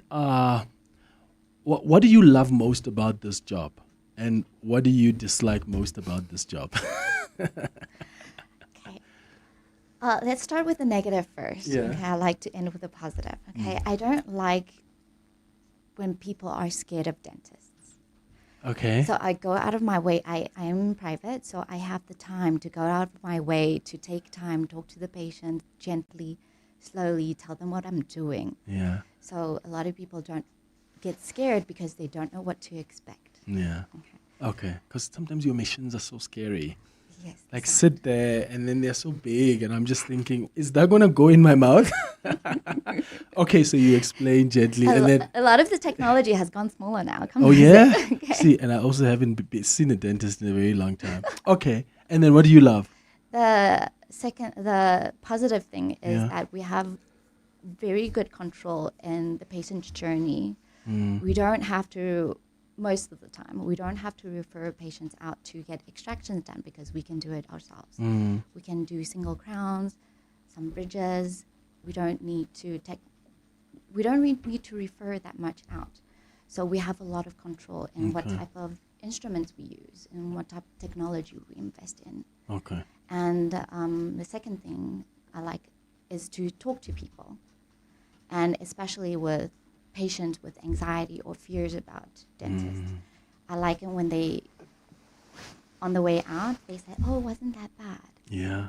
And hopefully that can spread around and improve awareness about dental health. Yeah. And for you, Dr. Twala? So I think for me, what is most gratifying about being a dentist is, the trust that people, place on you, right? Because I think from the point of view of a patient, it must be a very difficult decision to entrust somebody with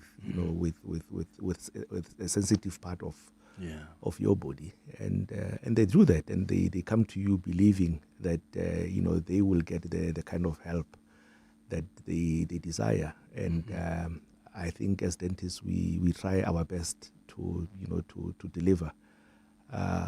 And be faithful to the trust that people are bestowing on us. So I think that is the kind of satisfaction that I derive from being. What is less satisfying for you? For me, I think the difficulty that I battle with is access for most people. It's unfortunate, given the demographics of the country and the inequalities that exist, that so many people do not have access to adequate. And your hours are not as crazy when you're a dentist compared to when you're a medical doctor, are they? I really don't know why dentists keep being compared to medical doctors, because I don't really think there's maybe in certain instances, yes. But in terms of hours, because normally, like when I've hosted, like some doctors, they'll say, "Oh, I'm on call." Yes, this no, we the next most fortunately, unless if, for instance, you are a surgical specialist, then you when you deal with trauma and so on, so you'd have to be on call from time to time. Yeah. But in general, dentists they work very hard during the hours that they are at work. Most people work between 8 and 6, but during those hours, it's actually a lot of work. Thankfully, you don't have to work beyond that most of the time. And then quickly for you, Dr. Thokoane. For me, what's gratifying? Was what I'll start as you want to end with a positive. I think the idea that dentists work with teeth, and that's all. That's the be all and end all of dentistry. That for me is a negative. And that negative really means that people are missing out on what else we could offer them, because our work really looks at the head and neck area as a whole. So we look at from the beginning, from what you eat.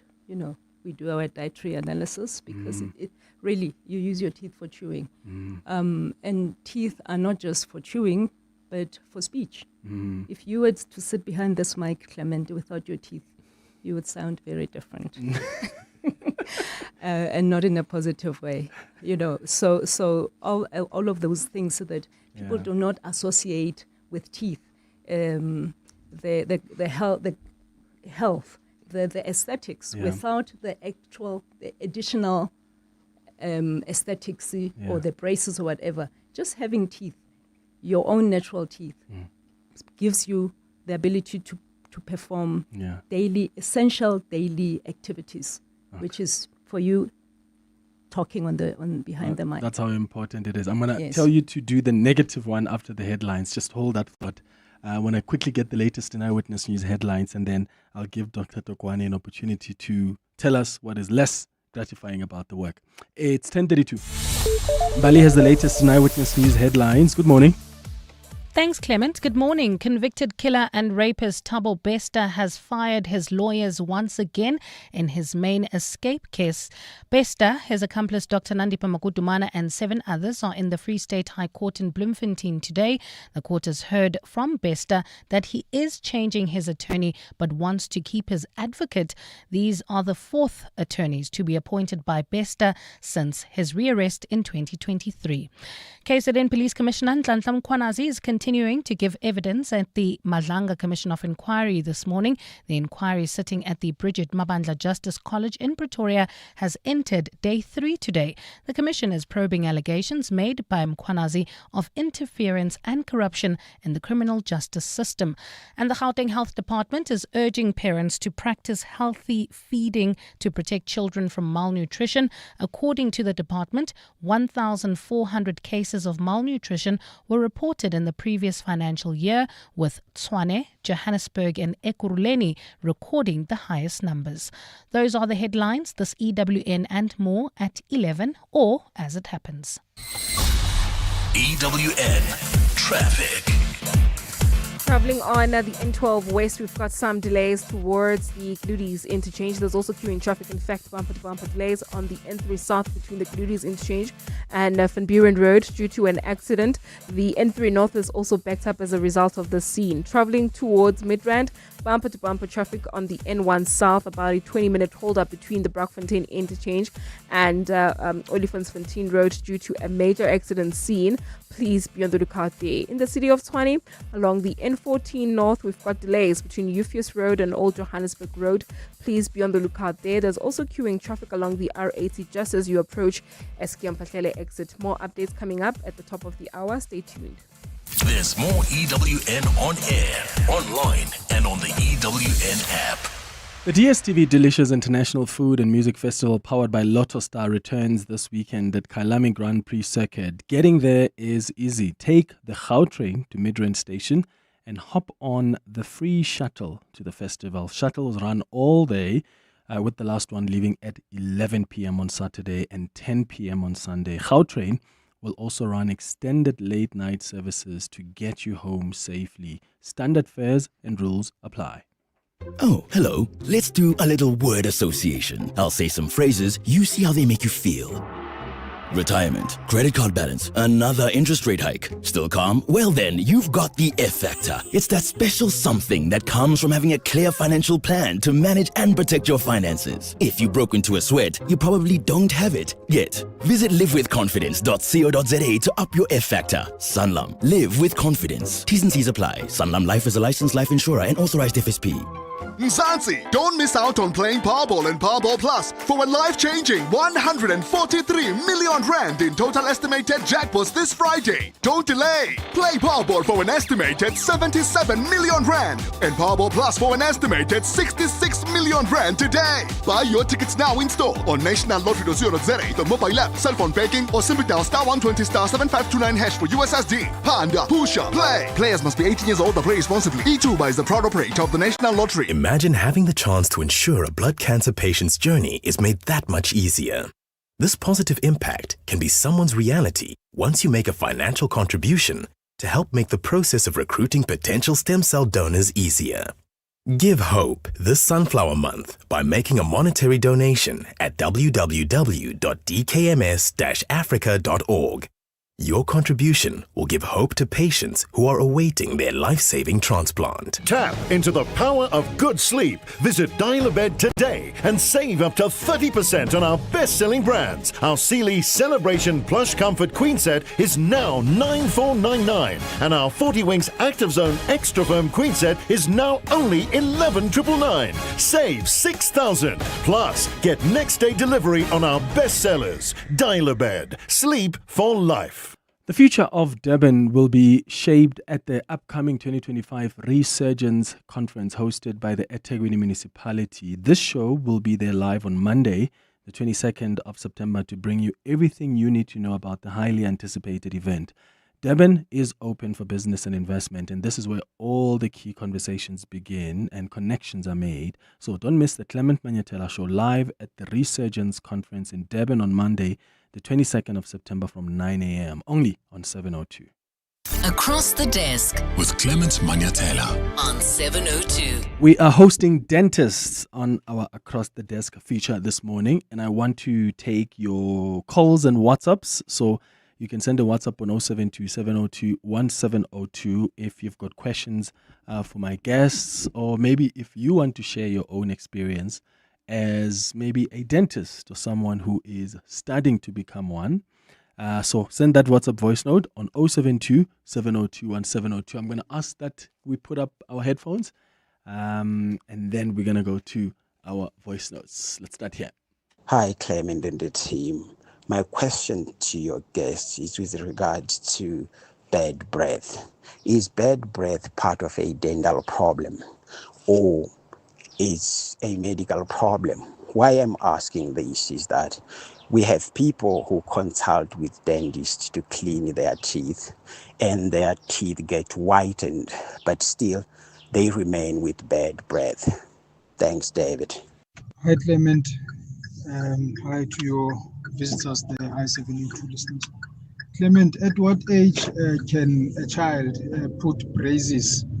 Because I've got children and their teeth are a bit disorganized, but they're still young. You know, my last born is 9 years old. The eldest is 14 years old this year. So they don't have, at some point, they don't have some teeth, you know, some teeth fell off. They took them out on their own. So I'm just asking, at what age or between what ages can a kid put braces? And if maybe the teeth is being removed, can they still put braces? I just need answers on that. Thank you, Khozo from Naledi. Khozo, thank you so much for that. John on Twitter was also asking about the dangers of putting gold tooth on our teeth. So who wants to take which question? Any? You can go first.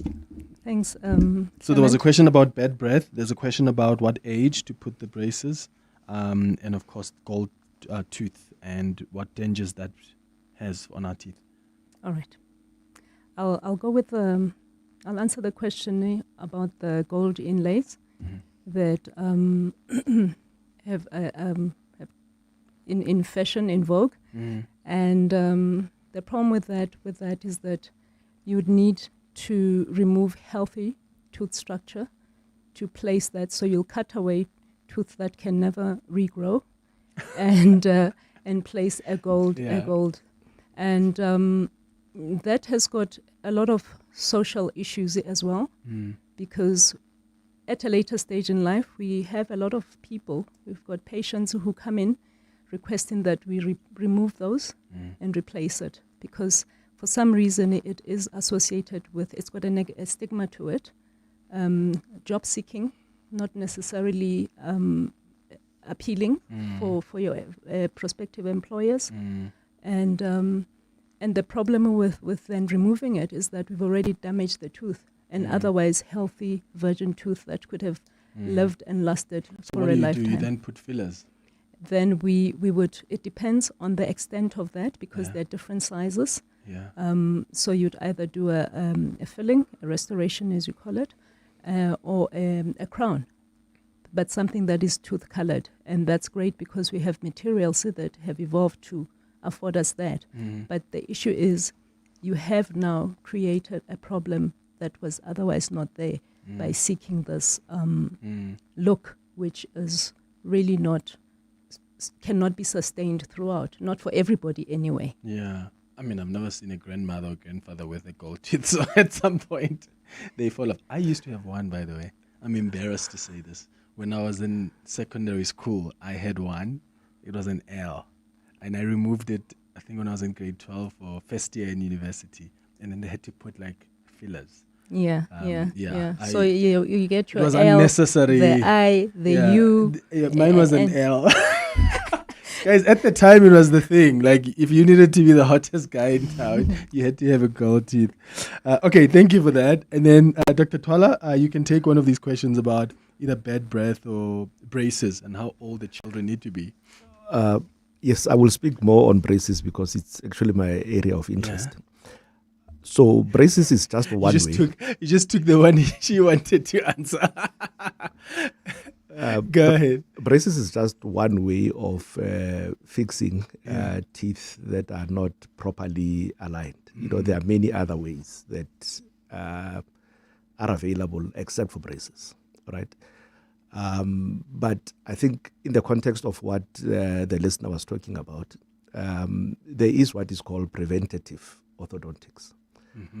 So if a parent, for instance, feels that the child will suffer from bad-looking teeth or crooked teeth in the future, or they may already be suffering from it, the right thing to do is to visit a dentist, and the dentist should make an assessment of what the problem is, because there's certain procedures that can be done at a young age to prevent further development of, we call it malocclusion in dentistry. So the big thing is that the parents need to take their children to the dentist early, from the moment that they start developing teeth into their mouths. That is actually the time that parents should start visiting the dentist, so that the dentist can keep a check on the development of Would the dentist be able to see what kind of teeth will grow and then start that preventative care? Or? Absolutely. The dentist is well equipped to understand exactly anything about the development of the jaws and the teeth. And they should be able to intervene where necessary, even at a very young age. Okay. So this listener says the kid, I think it says the daughter or the children are 9 years. Is that too early? They can still... No, it is never too early.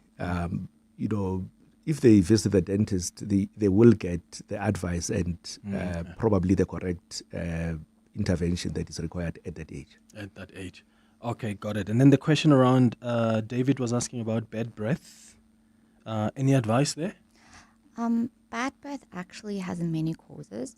So when you're visiting a dentist about bad breath, you don't have to do the treatment that they've offered, like say, for example, whitening.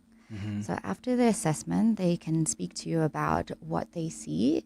If it's not dental issues, it may be sinuses, throat, GI issues that come back from the stomach into the mouth. If there's any infections over there, that can come through as well. So we need to make sure, as a dentist in my field, we need to make sure that everything is healthy in the oral cavity, back of the throat. And then we can advise if there's any issues, we can treat that. But if there isn't, you probably want to refer it back to an ENT or other specialist to see if there's an issue there. Okay, makes sense. Yeah, some more WhatsApp voice notes. Hi, Clement and the team. Please, can you ask the team what causes the teeth to chip every now and then? Thank you. Hello, Clement. My question is that I'm actually from a village called Mamatlagala village. And there's another village next to that one called Lesodi village. The children growing up there, we got brown teeth. Even now it's still happening. We get brown teeth. And the last time I went to a dentist, they told me that something was not fully developed. I don't know. I don't know if it's the structure of the teeth or what, I don't know. So we get brown teeth. I just want to know what could be the problem. I suspected was the water. Hi everyone. So I have a question for the dentist. I'm in my second year doing dentistry, and sometimes school can get really tough. So I was just wondering, is it worth the struggle? Is it worth the perseverance? Especially because there's so many chances to switch to other courses. So I just wanted to ask if the 5 years is worth it. Thank you. Stay the course. Don't quit. Okay, is it worth it? Okay, there was a question about the teeth that are chipping. What causes the teeth to chip? Someone here on the WhatsApp line asked about the bicarbonate of soda and whether or not that is good for your teeth. And then brown teeth, there was a question about that. And then, of course, is it worth the struggle? Let's start with you now, this side, and then you can pick whichever there and then the rest. Okay, so I can start with the student that was asking because I just graduated. Okay, it is a very difficult process. It's very stressful, and there's a lot expected from you. It's very different from high school as well, especially from a second year perspective. As you go through, you learn and grow along with all your classmates. But I feel like towards the end, after graduating, it is definitely worth it. Okay? You have a little bit more control of your schedule. You get to see patients directly. You get to help their lives and see that value in what you're providing in them. And make some money. Well, that too sometimes. Yeah, Dr. Twala? I will talk a little bit about chipping of teeth. Okay. I think firstly to say that, the teeth are actually very strong. However, the enamel in particular, because it is what is the layer that is covering the teeth, it is made up of minerals, calcium and, hydroxyapatite structures and so on.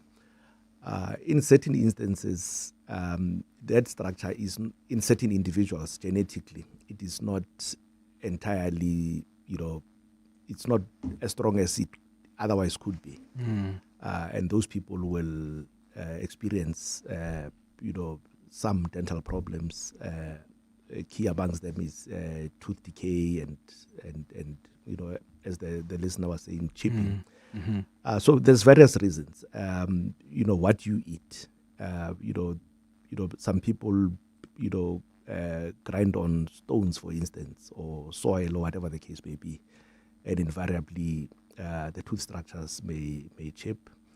Other people have developed dental decay, which has weakened their teeth, and they will chip as a result. So it happens, but it's not one of the major problems in relating to teeth. Okay. And there was a question about like brown teeth, and someone mentioned bicarbonate of soda and whether it's good for your teeth. I don't know what they do with that. Do they apply it on their teeth? I wonder what they do with that. It's on social media. Really? What do they do? On Instagram, they brush their teeth with it. Is that advisable? I think anything that's abrasive to the teeth is not advisable. Just from what the one listener was saying, why do teeth chip? Because we have sufficient excessive occlusal forces. We bite hard, we grind hard. Some people in their sleep they grind. So eventually it wears off. So imagine now if you're going to add the bicarbonate, something that's abrasive, you're weakening the structure. It might be in an attempt to whiten the teeth that they use it. I'm not much on social media. But we do know that bicarb does have those ability to whiten when used with other stuff, which I will not mention here because it's not for use in the oral cavity. Got it. So when it comes to the browning of the teeth, I think the listener is quite correct in assuming and that it might be the water that they are drinking that's causing the browning of the teeth. Because in certain areas, I'm not sure exactly where he is, but there are areas, some in the northwest have been identified, even some in Limpopo, where the water has got a higher concentration of fluoride.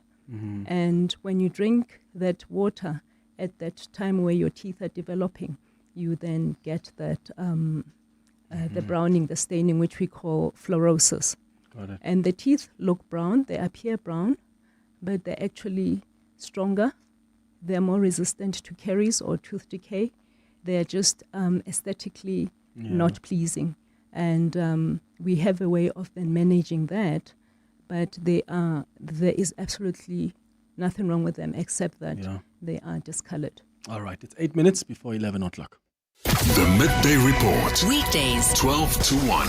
What is the bar for General Mkhwanazi in this case? It's unlikely that it would be defamatory. The witness can pretty much say what he or she wants, but the job of the commission is to interrogate to see whether it's truthful or not. And that involves not only, as in a court of law, allowing the implicated parts to come and give her or his version of the story. Advocate Carol Steinberg, SC.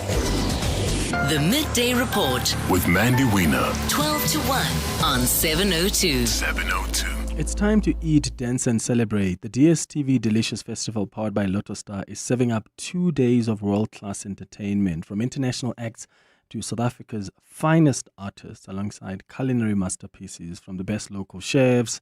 So you can browse fashion and art, take part in live cooking demos, and soak up the festival's electric atmosphere. On Saturday, the 20th of September, that's for you and your crew. And then Sunday, the 21st of September, is for the family picnic vibes. DSTV is turning 30 and you are invited to the party. One ticket, endless experiences. Tickets at Ticketmaster. More on deliciousfestival.com. Calling all golf pros. Hollywood Bets invites you to step onto the green. Tee up, take a swing, and enjoy glorious golf action from electrifying competitions and thrilling live tournaments. Get ready to conquer the fairway and chase epic fortunes. Ready to master the odds and experience your crowning moment? Bet now on all the excitement and prepare to make your hole-in-one shot to sensational success. T's and C's apply. Hollywood Sportsbook is a licensed betting operator. No persons under the age of 18 years are permitted to gamble. Winners know when to stop. South African Responsible Gambling Foundation toll-free counseling line 0800 006 008. If you want to know about the heart and art of jazz, look no further than the Standard Bank Joy of Jazz Festival, a grand ensemble of over 50 world-class acts across 4 stages for 3 whole days. That's right, from the 26th, 27th and 28th of September. The Sandton Convention Center will be demure and sophisticated as the fine Standard Bank Joy of Jazz 2025 takes you deep into the heart, the art and splendor of jazz. Take me there. Book your seat via Ticketmaster now. 702 and Corporates That Care with Netcare are talking about Netcare's My Walk Made with Soul initiative. This was an initiative that began in 2015, and a lady by the name of Delani Bezadenhout visited us and said, look, I hear Netcare is very involved in sustainability initiatives. Would you be interested in recycling your intravenous drip bags because they're made of a toxic material called PVC? And in passing, she said to me, possibly we could also make shoes. My appeal is that we've handed out 328,000 pairs of shoes. And so my appeal is for South Africans to get together and come onto our website, mywalk.org.za, and donate the cost of a cappuccino. Maybe you can donate 10 shoes. Netcare, helping future leaders step into greatness. Visit mywalk.org.za to learn more. 702, let's walk the talk. Across the desk with Clement Manyathela on 702. 4 minutes before 11 o'clock, we're wrapping up our chat with our dentists here in studio. Tsepo, you're calling us from Tembisa. Good morning. Wow. Tsepo, that's beautiful music, but I'd rather hear your voice. So I'm putting Tsepo back to the producers. Vuyani, in the meantime, let's come to you in Randburg. Hi. Thanks, Tsepo, for the music. I just saw last week article saying that scientists have successfully discovered a technology that can grow human teeth, for the third time. How can we be excited for this? And they say in 5 years' time, this could come into live mode. And that technology can grow teeth from scratch? Yes, from scratch, so no more implants. Oh, okay, interesting. Vuyani in Randburg, thank you so much. Are you guys aware of that? And how has technology also improved the way that you do your work? Let's start with you, Dr. Twala. So I think there's a lot of research that is taking place all the time. I do suspect, however, that this ability to grow human teeth is probably a development that is true, but it is probably still in the laboratory. I'm not yet aware of a clinical procedure in the real world where people have been able to grow teeth. But hopefully it is one of the developments that will happen going forward. Okay. So the big thing that is facing us now is the changing landscape that is really brought by technology, especially digital technologies, and increasingly more and more, digital technologies and artificial intelligence are becoming part of the day-to-day work that we do as dentists. So that is the change in dentistry, and it's an opportunity. It's also a challenge. Is it helping? Is it making life easier for you guys, or are you a bit worried? I think when you look back at the Industrial Revolution, somebody said you either, with change such as that, if you fight it, you will fail. If you accept it, you will be okay. But if you embrace it and run with it, you will prosper. So in this case, we need to be, particularly in the academic space where I work, we need to be in the leadership role and embrace it and do research on it. But certain things are already in play. We're already able to use CAD/CAM, which is computer-aided dentistry, where we make teeth, we scan, and we mill the tooth. And it can be delivered in a day in an ideal setup. So those things are there. We plan a bit better, we diagnose better, and we diagnose more. The oral cavity is a place where you can diagnose more than what is going on in the mouth. We've got something called biomarkers that you can get from the saliva. So instead of drawing blood, which is invasive, you could use markers in there. So the technology is just getting better and better and making our work more interesting and with more depth. Thank you. Dr. Thokoane, Dr. Chen, Blauuw, and Dr. Twala, thank you so much for making time for us. It's 11 o'clock. Medical care, like music, needs continuity, a steady rhythm and pattern. Patients attended to on time, medication taken as prescribed. Cut the rhythm, and it falls apart. Right now, global funding cuts are restricting access to healthcare. With your support, Doctors Without Borders can continue to provide medical care to communities worldwide. Because medicine, like music, only works when uninterrupted. Doctors Without Borders, we go there. Be in the right place at the right time with Betway's jackpot slots. Stand to win your share of millions of rands in cash every week. Bet on selected slots every Thursday and Friday night between 7 and 10 p.m. and you could be our next big winner. The more you play, the more chances to win. Get way more only at Betway. Terms and conditions apply. Betway is licensed by the Mpumalanga Economic Regulator. No persons under the age of 18 are permitted to gamble. NRGP counseling line 0800 006 008. All events are fixed odds betting games. This is Jade. She'll spend hours comparing almond milk and once made a spreadsheet just for sneakers. But when she found Santam, SA's leading short-term insurer that offers a range of cover options from vehicle to building and home contents, even she didn't overthink it. The kind of freedom Santam gives you takes some getting used to. Speak to your broker. Santam, this is freedom. Santam is an authorized FSP, a licensed non-life insurer and controlling company for its group companies. This is EWN. Good morning, I'm Vali Lamini.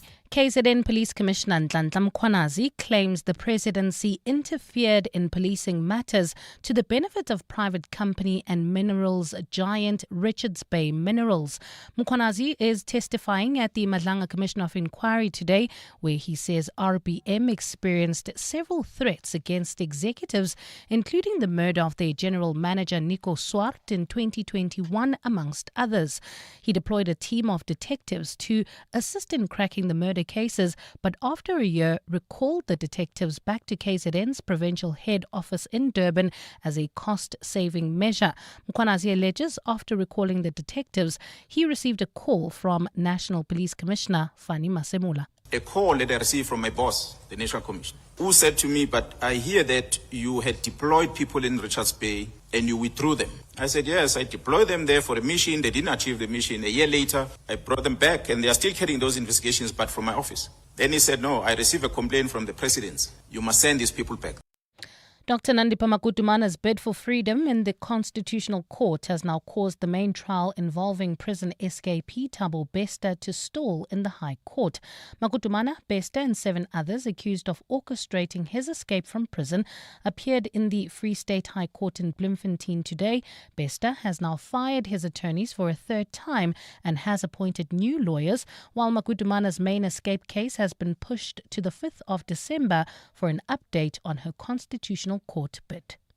To Parliament now, where Johannesburg residents should brace themselves for water restrictions this summer as the city tries to curb high consumption and avoid a day zero.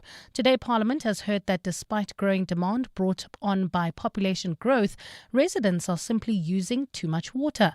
Mayor Dada Morero, as well as officials from Rand Water and Joburg Water, are before the Water and Sanitations Committee to explain what they are doing to improve the city's water crisis.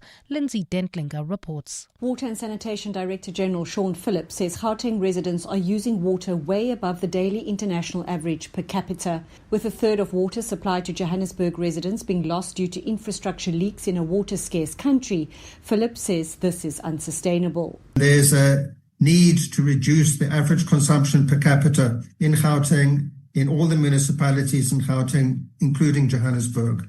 With MPs expressing concern that Johannesburg is reaching day zero, Mayor Dada Morero says water restrictions are on the cards. With summer coming, we are going to see high consumption, and therefore we have to implement certain levels, including level 1 restriction, to ensure that we can push consumption. Officials say the 1,700 million litres of daily usage needs to be reduced by at least 200 million litres. Lindsay Dentlinger, Eyewitness News, Parliament. The Gauteng Health Department is urging parents to practice healthy feeding to protect children from malnutrition. According to the department, 1,400 cases of malnutrition were reported in the previous financial year, with Tshwane, Johannesburg and Ekurhuleni recording the highest figures. Health MEC Nowantunkomo Ralehoko says the socioeconomic issues faced by many families in the province contribute to the rise in cases. She says government and communities need to come together to protect children from the devastation. Provincial Health spokesperson Mutaletale Mudiba. The severe acute malnutrition is a critical public health issue that leads to extreme weight loss, muscle wasting, weakened immunity, and developmental delays, leaving affected children more vulnerable to infections such as diarrhea and tuberculosis. If left untreated, malnutrition can have devastating long-term effects.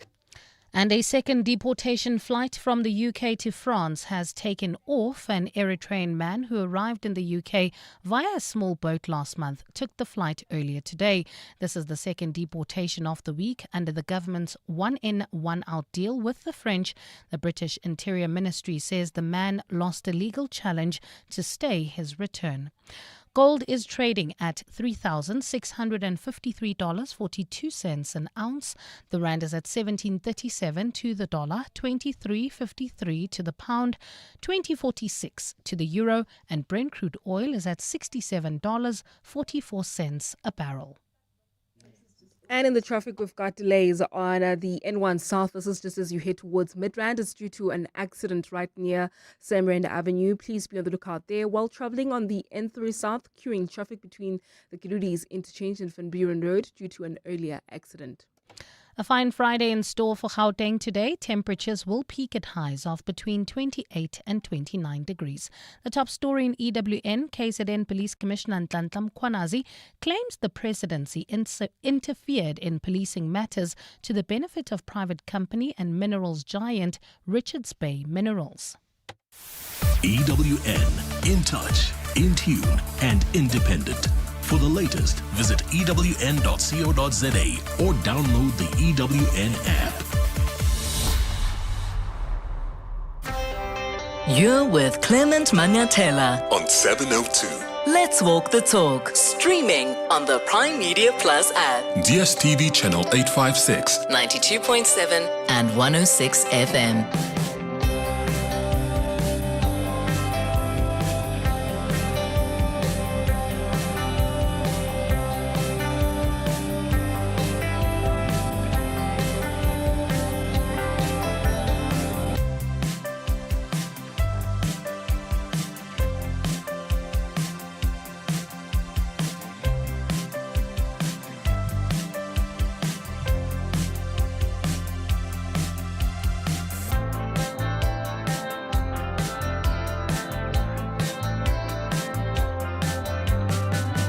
8 minutes after 11 o'clock. Dumelang, welcome to the third and final hour of the Clement Manyathela Show. Thank you for staying with us here on 702. It's time for our relationship feature. Relationship issues, Relationship talk. on 702. Today on our relationship feature, we are discussing the importance of dating in your league. What are the advantages of that? And what are the disadvantages of not dating in your league? Whether it's financial, emotional, spiritual, intellectual, you name it. And I want to know if you have ever dated outside of your so-called league. And how did that go? I mentioned earlier that we've got so many movies that have been shot about successfully dating outside your league, you know.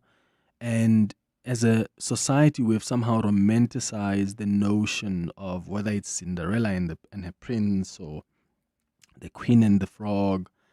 And on some level, the thought of ordinary people getting together with extraordinary people gives us that warm feeling.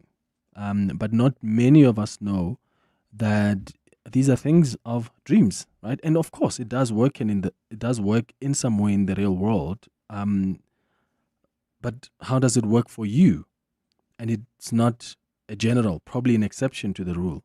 So I would like you to share your own experiences, because there are some of you that have dated or married people that you thought you were just at a basic level not compatible with each other on whatever metric you've used. And yet you've managed to actually survive and keep that relationship, and that marriage is still very much strong today. How did you get to do it? But some of you have tried to be more experimental. You decided to go with people you're not compatible with, whether emotionally, financially, intellectually, in terms of religious values, you name it. And it just didn't work. It was a disaster. Share your experiences with us by calling us on 011-883-0702. The WhatsApp line is 072-702-1702. Dudu Nhlabati Madonsela is a relationship coach who's going to guide us through this conversation. Dudu, welcome back to the show. Good morning. Morning, how are you? Good. The last time you were here, Yes. that's actually when this topic was born, right? Because you made a statement which I thought was quite key. And every time we talk about, so there's a group of people I call the Know My Worth Brigade. Yes. Right? These are the people who say, oh, I don't date people who are like this. These are the kind of people I date. But those people also tend to wait forever for that person because they're too rigid with their expectations. So they don't think, oh, you can have this, but maybe it could be complemented by this. If you don't have this, but you've got this, that could maybe work. Can you help us frame this conversation and help us understand, does it work when you are with someone who's compatible with you? Does it work when you're with someone who's not compatible with you? So, two things. I think the second part, does it work when you have someone who's compatible with you? We usually gravitate to people who are more like us. And this is not even just with regards to dating, even across, like, we hire people like ourselves, we're more likely to gravitate towards those people. And I think last time we discussed that it was all about values. And we also went deeper into just understanding what informs your values. And just to give the listener a recap, it was all about how you're socialized and also the environment that you're brought up in, what you've observed as a child. And this is why your class, in terms of maybe your religious beliefs, your outlook on the world, shapes who you are and really shapes who you choose as a partner, right?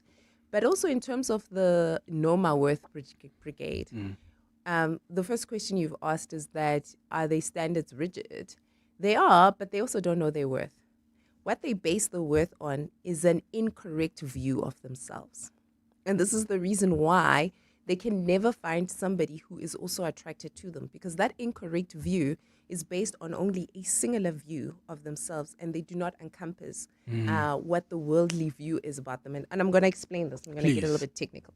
There's something called the Johari's window. And Johari says, there's parts of you that you just understand, right? Nobody else has insights into you in terms of who you are. And then you have blind spots, which everybody notices about you, but you don't have that view. And this is the perception people have. And then that's that in the middle.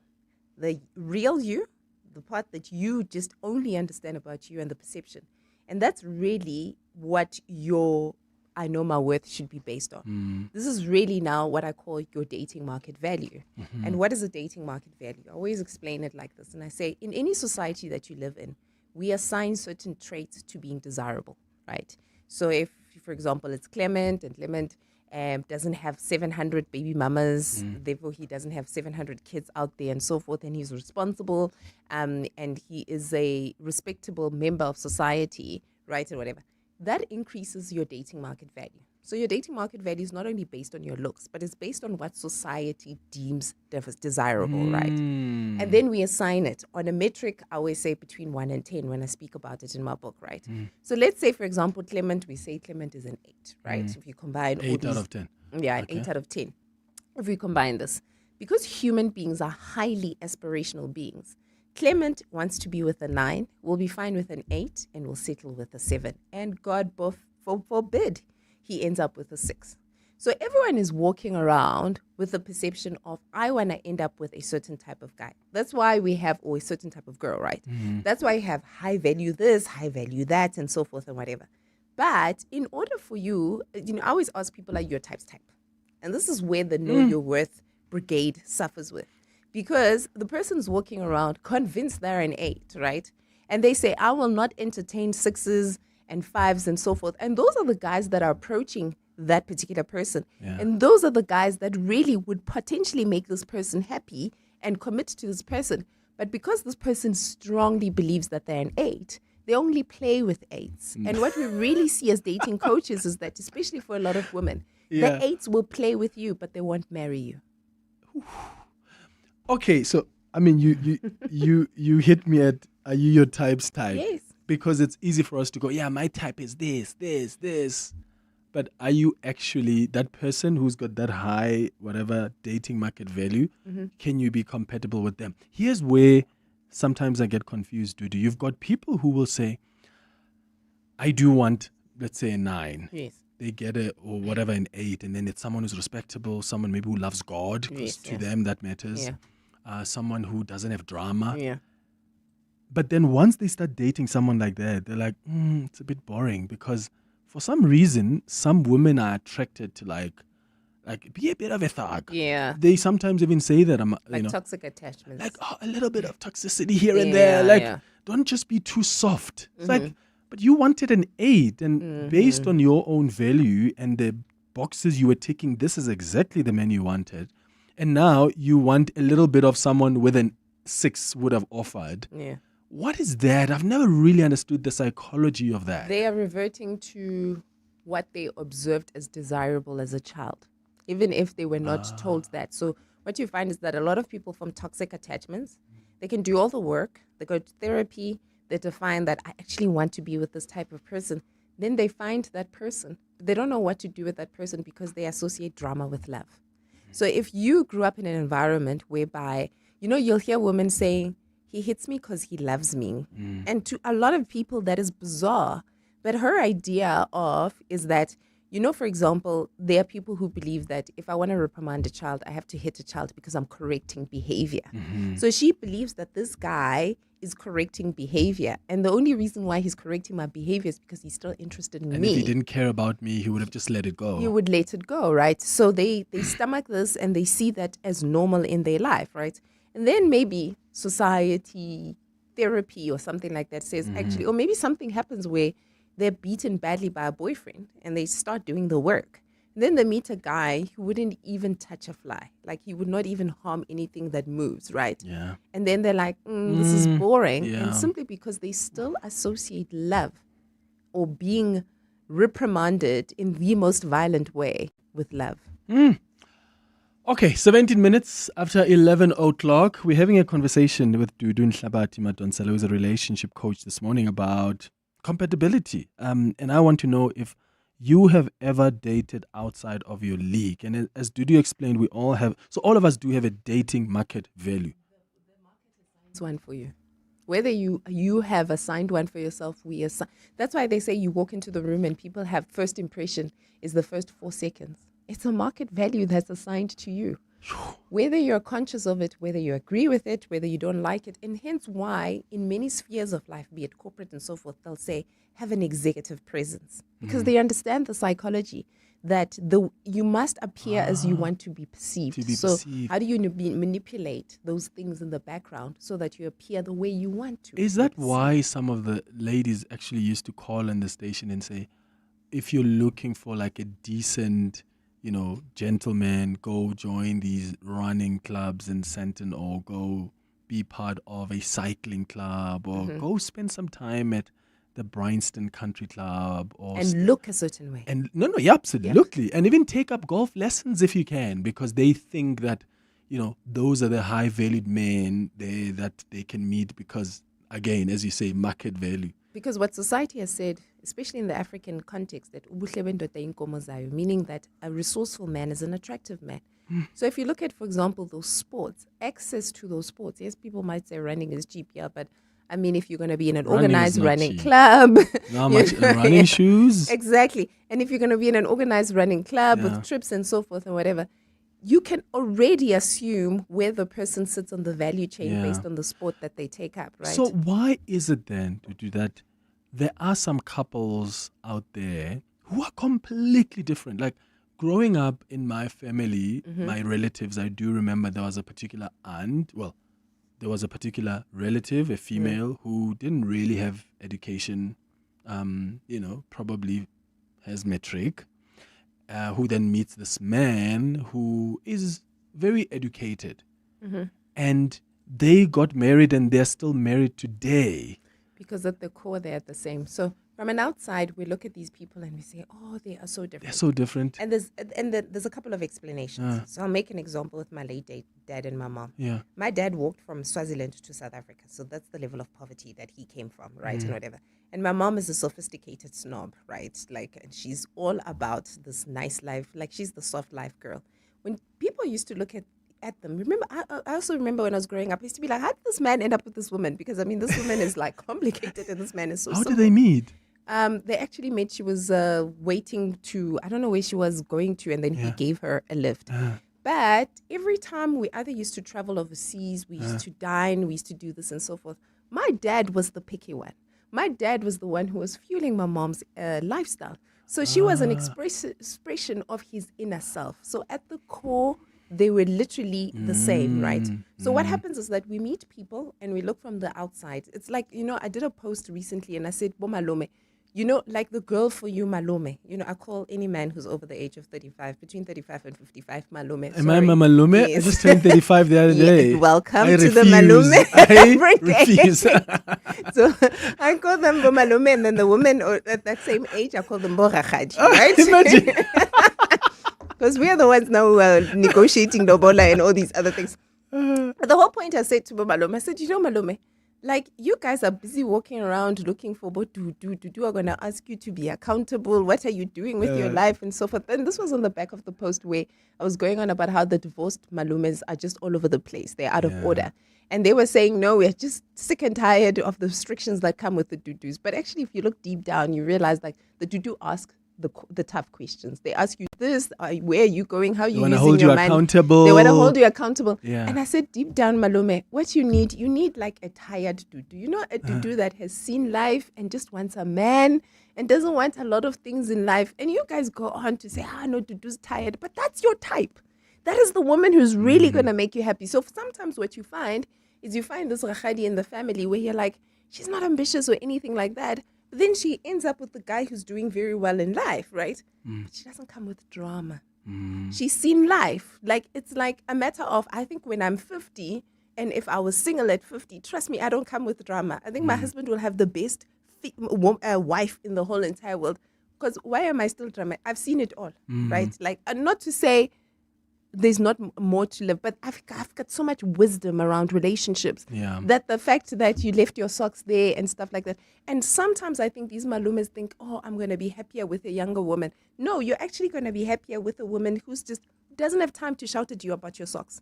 And the younger woman will shout at you about your socks and will hold about work accountability and consequence management and Exactly. and 23 minutes after 11 o'clock. After the break, we're going to take your calls on 011-883-0702. Please share your experiences with us. Have you dated outside of your league or your level?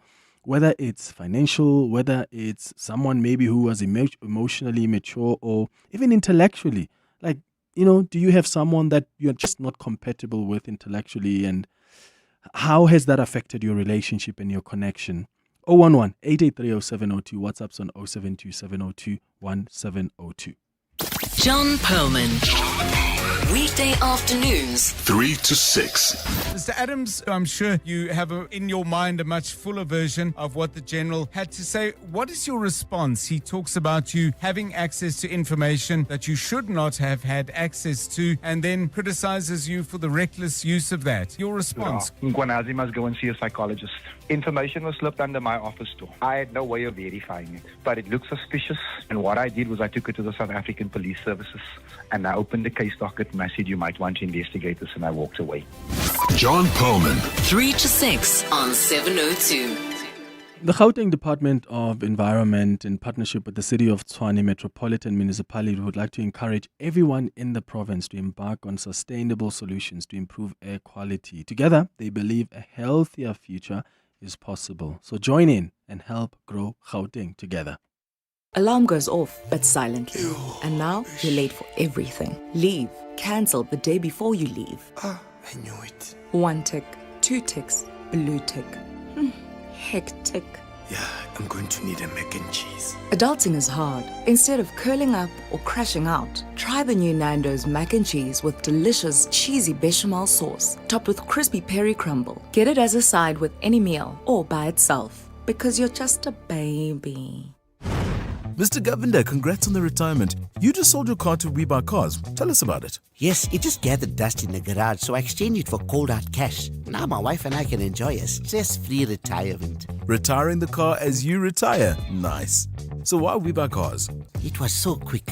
They came over to our house to do the evaluation, and we sold it the same day. Tops, man. Okay, so now you got even more time on your hands, eh? Exactly. We Buy Cars. Geared for your next chapter. Geared for you. Tap into the power of good sleep. Visit Dial a Bed today and save up to 30% on our best-selling brands. Our Sealy Celebration Plush Comfort Queen Set is now $9,499, and our 40 Winks Active Zone Extra Firm Queen Set is now only $11,999. Save $6,000. Plus, get next-day delivery on our best sellers. Dial a Bed. Sleep for life. The DSTV Delicious International Food and Music Festival, powered by Lotto Star, returns this weekend at the Kailami Grand Prix Circuit. Getting there is easy. Take the Gautrain to Midrand Station and hop on the free shuttle to the festival. Shuttles run all day, with the last one leaving at 11 p.m. on Saturday and 10 p.m. on Sunday. Gautrain will also run extended late-night services to get you home safely. Standard fares and rules apply. Relationship issues? Relationship Talk On 702. 26 minutes after 11 o'clock. How different are you from your partner, your wife, your husband? How compatible are you? Have you been with someone that maybe people said to you, that person is not compatible with you, it's not going to work? Maybe you've got different value systems. Maybe your religions are different. Your belief systems are different. Maybe financially you're not on the same level. Emotionally, intellectually. How did you manage that in your relationship? Let's start with your WhatsApp voice notes.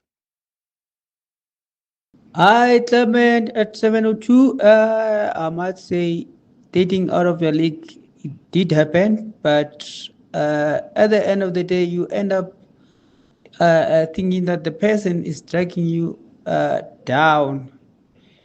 So I believe that everyone should just check the situation. Date within your league. If you're dating with below your league, is a trouble, Baba. Hi, Clement and Dudu. I'd like to be anonymous on this one. I dated someone who's out of my league. People see them as below me, but I've learned a lot from this relationship. I thought my type was someone who's so educated, maybe with a master's degree, has this high position at work, is revered highly by the community and things like that. But reality showed me that that is actually not my type. I'm an easygoing person. I'm very easygoing. I don't like to succumb to societal pressure and things like that. So people are probably shocked about my current partner and how they are and how I am. And I'm just chilled, very, very chilled. So I really enjoy my relationship. It's more than 5 years now, and I couldn't keep a relationship for more than 2 weeks before that. So I'm very, very happy currently. Thank you. Thanks for the show and a nice topic. That's fascinating. I love that. But here's the thing, Dudu. Sometimes there is such people like Anonymous are sometimes even scared to talk about their partners because of the shame. Because society then says, no, but you're an executive kokai Why would you be with this person? Yeah, and that is true. Any group that you're with. So, for example, if you're with an upwardly mobile group, right, they always have an interest to protect. And this is now, it comes into marriage and so forth. And a lot of females experience this. So, for example, my dad used to say, you can't date an uneducated man. What my dad was saying was that, listen, I've poured so much, making sure that you will be fine in life, you can be independent, you can look after yourself. I'm not looking for somebody who might be a financial burden and take away from that, which I've enabled, right? So what happens is that because it's a protection mechanism, and sometimes with the best intention, but society becomes very rigid in terms of the type of partner that you can invite in your particular space. And I do understand some of the concerns that they particularly have. And because you grew up in that society, so for example, I grew up in a home where you can't bring an uneducated partner home. So imagine now I'm going to I come and I'm open and I say, I've met this person that I love that really, really makes me happy. Some people have walked away from potentially great relationships because they're so scared, because we're part of a collective. We live within a collective.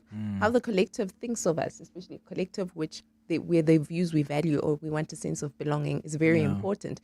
And some people will sacrifice great love in order to belong, and it's human nature. Yeah, that's not cool. And in fact, I always say love is really a demonstration of bravery, because you are deciding to entrust your heart with somebody and you don't know if they're going to hurt you or not, but you're saying, here it is, brother or my sister, I love you, and you could or could not hurt me, but I'm willing to take the risk. And I think it's so brave for people like Anonymous to say, I'm actually going to be with this person, whether the collective agrees with that or not. But I think what we also need to be cautious of, so I've seen instances, and I'm not saying this is the same with Anonymous, but whereby somebody enters a relationship because of the fact, or they feel actually this makes sense, because the power shifts to you. When you had somebody as your equal, there was a share of power and sometimes a struggle of power, right? Yes. Yeah. And now the power shifts to you. And the question is that, are you responsible with the power shift? Sometimes you might not be physically, emotionally abusive, but for example, when you love someone, you want to see that person grow. Yeah. So you might step into some, like you said, his partner's not that educated. It might be because he's never had the opportunities to be educated. But are you going to support him? Are you going to support him to be the best version of himself, or do you want to stay there because the power always stays with Did you hold that thought? Because I need us to get more into that, the power dynamics. It's 11:32. I'll start with your call after the latest in Eyewitness News headlines. Good morning. Thanks, Clement. Good morning. The death toll following an accident involving a scholar transport vehicle in Imbali Township in Pietermaritzburg has risen to 5 after a pupil succumbed to her injuries in hospital this morning. Last week, a taxi transporting learners to school crashed into a tree before veering into a preschool classroom. The KwaZulu-Natal Transport Department says grade 10 pupil Nomalanga Ndawonde died this morning while being treated for a severe brain injury. We move to the capital, where KwaZulu-Natal top cop Nhlanhla Mkhwanazi claims certain journalists are being used to push the agenda of senior police officers who are protecting drug syndicates in the country. Mkhwanazi made the revelations this morning during his testimony on the third day of the Madlanga Commission of Inquiry, sitting at the Bridget Mabandla Justice College in Pretoria. The commission was established by President Cyril Ramaphosa following Mkhwanazi's explosive July 6th briefing, where he claimed the criminal justice system in Gauteng was being controlled by senior cops and politicians in cahoots with drug cartels and criminals. And the Reserve Bank has revised its growth forecast up 1.2% from the previous 0.9%. The central bank made its revision during its bi-monthly Monetary Policy Committee meeting this week. The MPC delivered the latest repo rate decision today, keeping the benchmark policy rate unchanged at 7%. The prime lending rate remains at 10.5%. Those are the headlines. This Eyewitness News and more at midday or as it happens.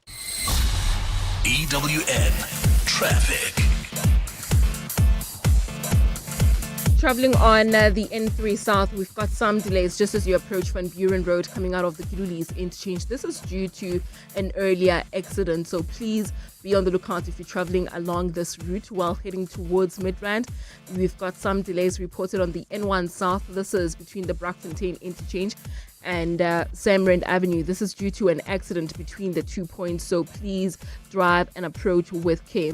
Traveling in Eldorado Park of Devland, we've got some delays along the Golden Highway. This is due to the long-term road works taking place between Union Avenue and the N1. There's also slow-moving traffic along the M2 West between the Crown Interchange and Main Reef Road. This is if you're heading towards Amalgam, so please be on the lookout there.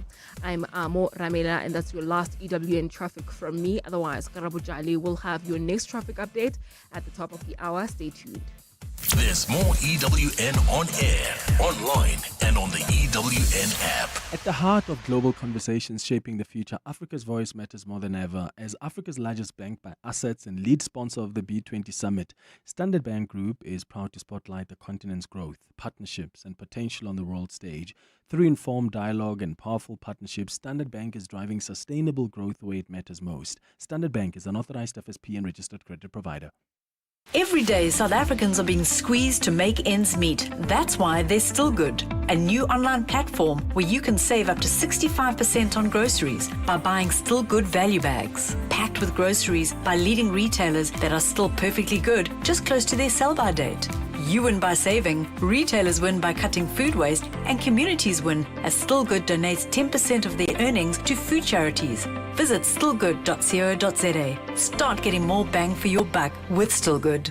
There's something magical about booking your next getaway. Whether you're flying for business or leisure, Airlink is ready to take you there in premium comfort. With over 45 destinations in 15 African countries, Airlink connects you throughout Southern Africa and beyond. No middle seats, just wider window or aisle seating. And yes, free luggage, snacks and beverages are still our thing. Plus, our Skybucks frequent flyer program rewards you every time you fly. Book on flyairlink.com or your travel agent. Fly Airlink, the freedom of the African sky. The Johannesburg Philharmonic Orchestra presents its Symphonic Jazz Festival. Enjoy iconic South African jazz with full orchestra, big band and rhythm section led by Marcus Wyatt. Featuring a stellar lineup of artists. Linda Auditorium on 24 September, 7:30 p.m. Tickets at Quicket.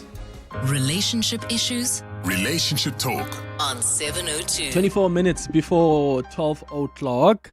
We're having a conversation on our relationship feature this morning about compatibility. Right?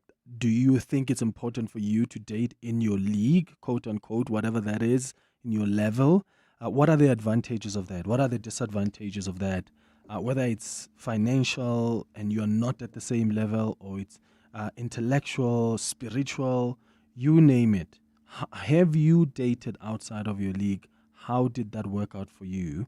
Dudu Nhlabati Matonsela is a relationship coach who has been guiding us through this conversation. I do want her to touch on that issue of power dynamics in a moment. But let's go to these calls first. Lesego, let's start with you in Joburg North. Good morning. Good morning, Clement. How are you? Sure. I'm all right. Go ahead. Yes. So I was in the same situation. So my case was I was dating an older. He was older than 10 years older than me. Yeah. Then there was a culture clash. He was working, but my bracket was bigger than his. Okay. So there was the issue there is you are not in the same level, and the respect tends to go out of the window from it used to, because I was young at that time. I think I was in my 20s. Then we dated for more than 8 years. I think the relationship was unconditional, like the love was unconditional. That's why I stayed. But what made this to keep on fighting was the level wasn't we are not in the same level, and he was from another country, culture clash, money wise. So there were so many aspects that made us fight.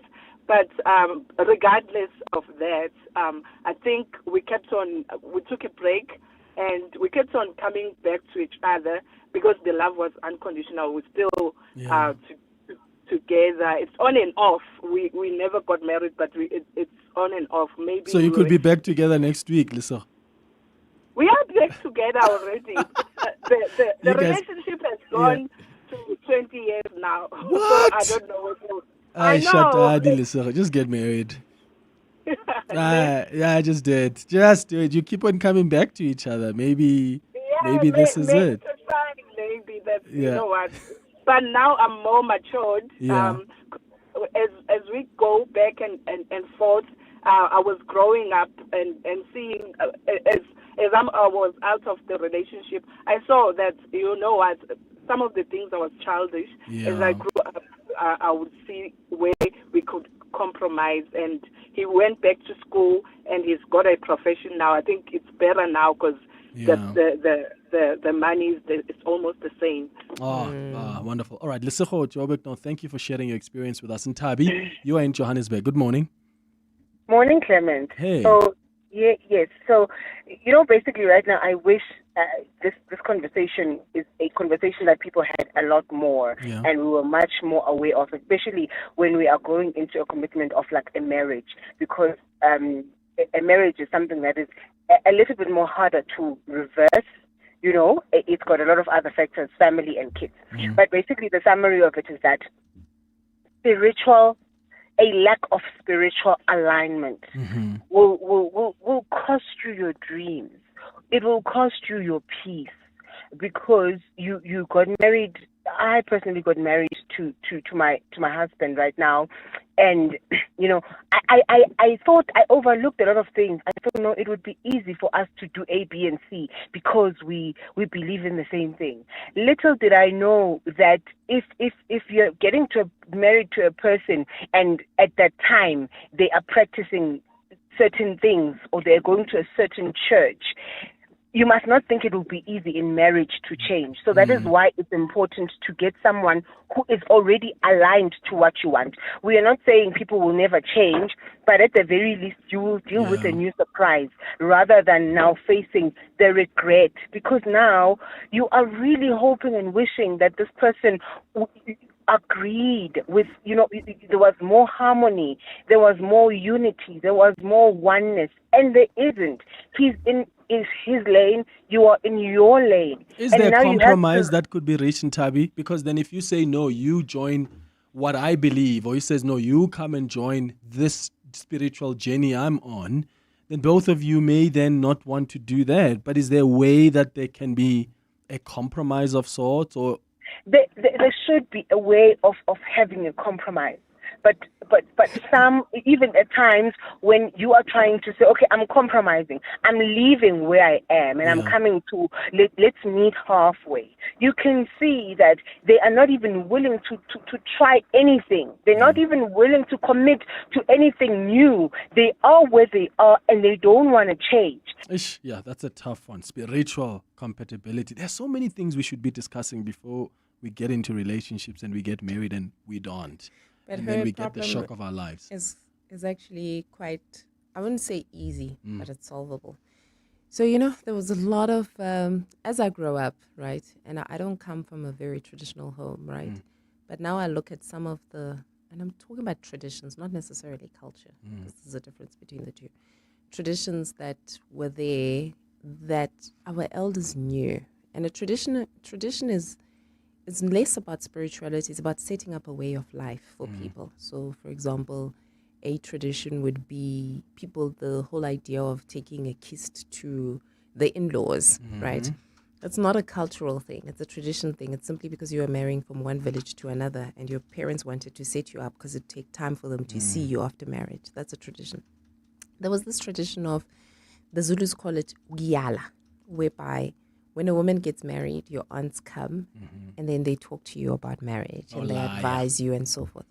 And one of the key things that come out of that discussion, if you really get people who are sound and wise, because sometimes you can get people who already have dysfunctional life trying to tell you how to do things, is that they say you leave where you come from and you become one with your partner. Both of you leave the identities of the other world and you become one. And it was to prevent such things, right? So I've seen a couple whereby they had the same dilemma she had, different spiritual and religious spaces, as you can put it. And they were fighting so much. And then they decided, listen, we're actually going to join a new church. We're going to immerse ourselves in the values of that church. And we're going to center our values around that. And they became so happy. So happy because they were willing to shed their identity. So if you listen to her, she says the compromise she's talking about is, I'm willing to shed some of my identity and come to a place where we can and where we can work together. And she feels that he's not shedding that identity. But it's a decision that they need to make, and sometimes a major transformation. And in their instance, maybe they need to just go and find a new church together. Right. Nana in Soweto, good morning. Hi, how are you? Sharp. Go ahead. So I'm calling because I have a situation here. Okay, so my boyfriend and I have been dating for quite a long time. Maybe let's say 1 or a year or so. And when I met him, he was working, but it wasn't a well-paying job. I was getting paid more than he was. And I was okay because I love him. He's my boyfriend. And I got pregnant, and his contract ended. So now he's not working. I have a baby. I work online. So it's not something permanent that is also securing, you know. So I stopped I stopped working. I don't get paid. He's not working, and the baby is here. I want him to get work. I'm very supportive. I send him emails. I try to get other people to help us, you know. But I don't know if it's a guy thing. I need help more so from the coach as to, is it a matter of I'm dating somebody who's not in my league, or we are not seeing eye to eye? But he's very nonchalant in terms of following up to find Is he work. applying for jobs? Is he? He's applying. You know, I've also been unemployed. Applying via emails is not enough. You need to follow up. You know, if somebody said, I can hook you up with the work, you need to be the one who calls and says, okay, is there still something? So he's very nonchalant. I always have to go behind him and be like, did you call that person? Did you find out if this is still going on? You know, maybe try this. And he doesn't seem keen to do all those things, right? Yeah, no, got you, Nana. Any advice for Nana? Shame, man. I feel sorry because this is what a lot of people experience when the guy gets unemployed. Because we have defined the man based on the ability to look after himself, a lot of men become depressed when they lose income. And because because we haven't allowed our boys to explore their emotions, they're not emotionally sophisticated. They don't have the words to express what's going on. And they don't talk to their friends. We talk to our friends all the time in terms of how depressed we are or how anyone is annoying us. So we have counseling every single day with our friends. So this is the reason why a lot of people find that the men, when they lose their jobs, they tend to either become abusive or in this instance probably become nonchalant. That's number one. The other thing is that because men are doers. Men fall in love by doing and women fall in love by receiving. Men are doers. They're action-orientated people. The minute you take over that action for them, what happens to that man is he feels like you do not appreciate the position that I am in. So what happens is that there's a lack of identification, and I don't blame her, right? We don't know these things, of the fact that this man is going through depression. The man is also not recognizing that the fact that he is depressed, and hence this is why he is showing up the way he is showing up. And in an effort to rectify and an effort to encourage and so forth, you are becoming the dictating mother and more than the supportive lover. And he will get to a point where he resents you. So the first step before then is not a job, but actually therapy. Yeah, don't be the mother. Yeah, but constantly. And I understand they have a child, right? And she sounds like she's a resourceful girl, right? Yeah. And she's saying this is action. I understand her position. It's not necessarily that she's wrong, but the way in which she is showing her concern is not in the manner that the man receives it. Yeah. And it comes back to that power thing. Yeah, which we'll get to after this break. It's 12 minutes before 12. Aubrey Masango. Weekday evenings, 8 to midnight. The starting of the Madlanga Commission, and the first witness was General Mkhwanazi. What really worries me is his opening statement when he says, these developments, if not dealt with quickly, are going to render the South African criminal justice system absolutely useless. He even goes on to say that he's got evidence that he is happy to give to the commission in camera, though, that will corroborate his charges. I don't know if it gets any clearer than that. Aubrey Masango. 8 to midnight on 702. 702.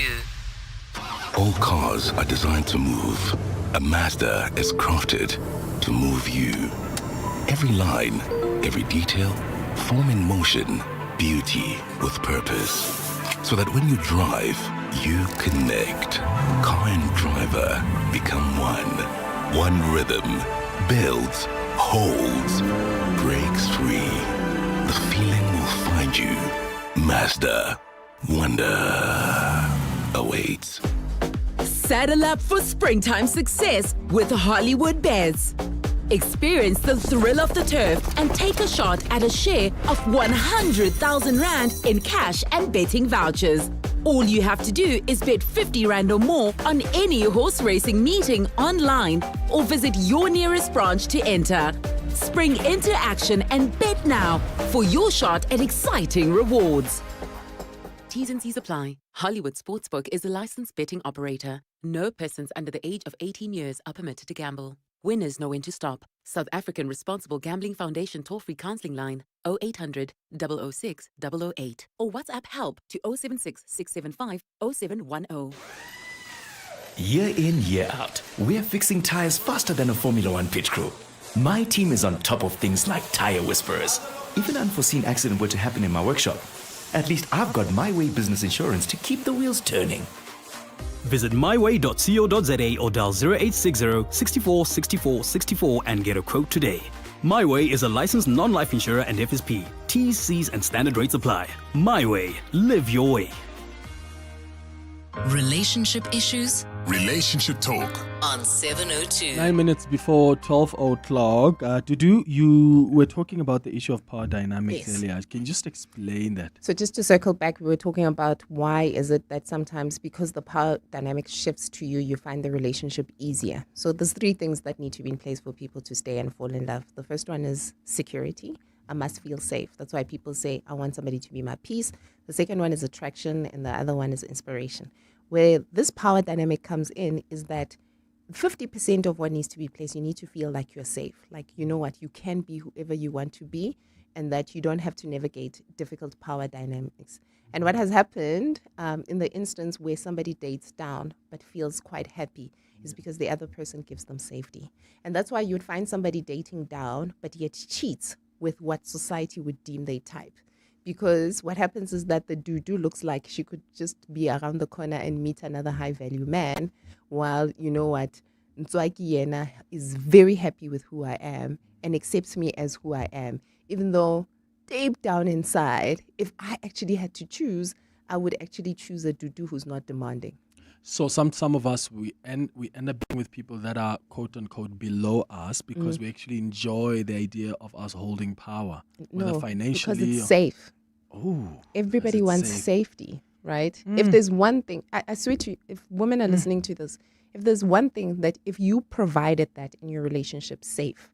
You know, when you hear your guy say, I want you to be my peace, ask him to define what that peace looks like. And usually what he's saying is that I want to feel safe. I want this to be a place where I can be vulnerable without being judged. But now an underdeveloped guy is saying, I want a place where I can be vulnerable but not held accountable. Hi, Clement and the team. I hope this message gets to you. So I really, really am tempted to go and, be around the elites, like you said, Bryanston, Country Club. But I'm so scared. I feel like I'm too dumb. I feel like they'll see right through me that I'm not a part of them or like them. So I just stay at home or do nothing, I guess, just sleep the whole day. But I'm so tempted to go out there and put myself out there because, I'd really love to date a guy who's in my caliber. But I'm so scared that they'll see right through me and see that, she's not a part of us, she's not part of us because they talk different, act different, Help me. Very good morning, Clement and the team. A phenomenal topic indeed. Yeah, Mr. Clem, I happened to be in the relationship of that caliber in the sense that a lady I was dating at the time was a principal, whereas myself, on the other hand, I was unemployed, so that lady was ashamed of telling or introducing me to people as her partner, whenever she was being asked as to who am I or as to how are we relating, she would tell the people that I am her cousin, and whenever we are in public, she would order me to also tell the people the same thing, that we are the cousins. So I had to leave that relationship, because of all that. Good for you. Yeah. This is Maxim Q. Hi, Clement. This is Grace from Morningside. For me, I did go outside what I would say is my league, more of a spiritual person. And I've been focused on, brothers at church. But I was like, let me go outside that. Someone who was not that spiritually, I guess, aligned. And yeah, it was a long distance relationship, and we had a lot in common. But at some point, I felt, I could not continue with the relationship. They were perfect in everything. This was also like a good person, but I decided I would stop the relationship and go back to, I guess, my league. Thank you. Interesting. On the WhatsApp line, Anonymous says, Clement, I have asked my husband to listen to this conversation you're having because we dated outside our league. Even at our wedding, on our wedding day, family was gossiping about how can these two people get married. They are not compatible. 9 years were great. We have learned so much from each other. He's become the snobbish version of me, and I've become the nonchalant version of him.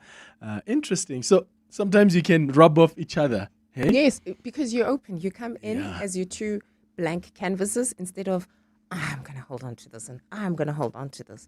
Once you're open, then you almost find a blend that works for you. But I wanted to say caller 1 and caller 2. The problem is that as much as they seem like they have two different problems, but it's how they've defined themselves. So caller 1, girl, just go join running clubs, go to business schools, do an MBA or something like that. You'll find your men and the confidence there. Like you'll just fit in. Don't worry when or join a running club if you don't have money for a business school. Just get your employer to get you to business school. But because you've defined yourself as this type of person, you actually, you are overestimating the abilities of the guys that you're attracted to, right? And you might just be a perfect blend with them. Yeah. And the last caller saying that she's leaving a perfectly good relationship because she identifies herself as a church girl, right? It is not about that guy or whether she was dating down or up or whatever it is. It is all about the identity that she's formed for herself, and she must ask herself to what degree is that serving her. Yeah. We have to do part 2 of this conversation because wow, the calls, the WhatsApps, lots that we still haven't played. So we'll bring you back to continue this chat. Thank you for coming through. Thank you. It's 2 minutes always a before good time. 12. What was known as the Swimming Pool Road in Everton West due to severe waterlogging is now a safely engineered road. When the National Department of Transport called on Sunral for help, we showed up, upgrading it to the highest standards of safety and quality. Today, the community of Mfuleni local municipality have an access road that they can rely on and be proud of. Sunral, an agency of the Department of Transport. Let's count backward. 5, insurance. 4, pineapple. 3, insurance. 2, pineapple. 1, you're under. Pineapple FSP 48650 is underwritten by Omart Insure Limited, a licensed non-life insurer and authorized FSP. Spar brings you super savings. Get 1 kg D-Light 37% fat spread tub, $34.99. Save 8 Rand with Spar Rewards. Or 1 kg Spar French, chili, garlic or chicken polony for $34.99 with Spar Rewards. Plus, you could win your share of 6 million Rand in instant cash. Price is valid until 22 September 2025. While stocks last. T's and C's apply. Coming up on the Midday Report with Mandy Wiener. A minute before 12 o'clock, Mandy Wiener is here to tell us what's coming up on the Midday Report. How are you doing, Mandy? Very good, thank you. Well done on your book. Thanks, I've Clement. got my copy here. I can't. Well, I've also read the book, so I already know what's in it. It has your name on the cover as well. And it's got my name a on the shout cover. quote. Yeah, I can't wait to tell more people about it. Are you excited? I'm very excited. Yeah, you can you always tell write people books. what it's called? Yeah. Huh? Can you tell people what it's called? The title of the book is The Deal. Inside the talks that shaped South Africa's future.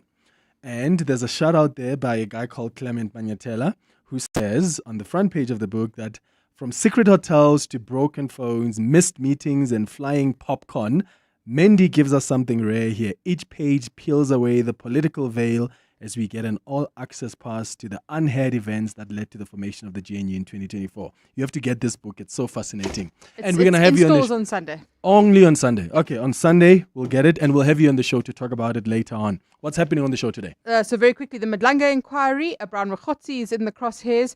Thabo Bester in court in Bloemfontein. There's an anti-crime march in Cape Town. Joburg's mayor is appearing before the Water and Sanitation Oversight Committee. And it's Friday. Spots and good things too. All right, that's Mendy Winner.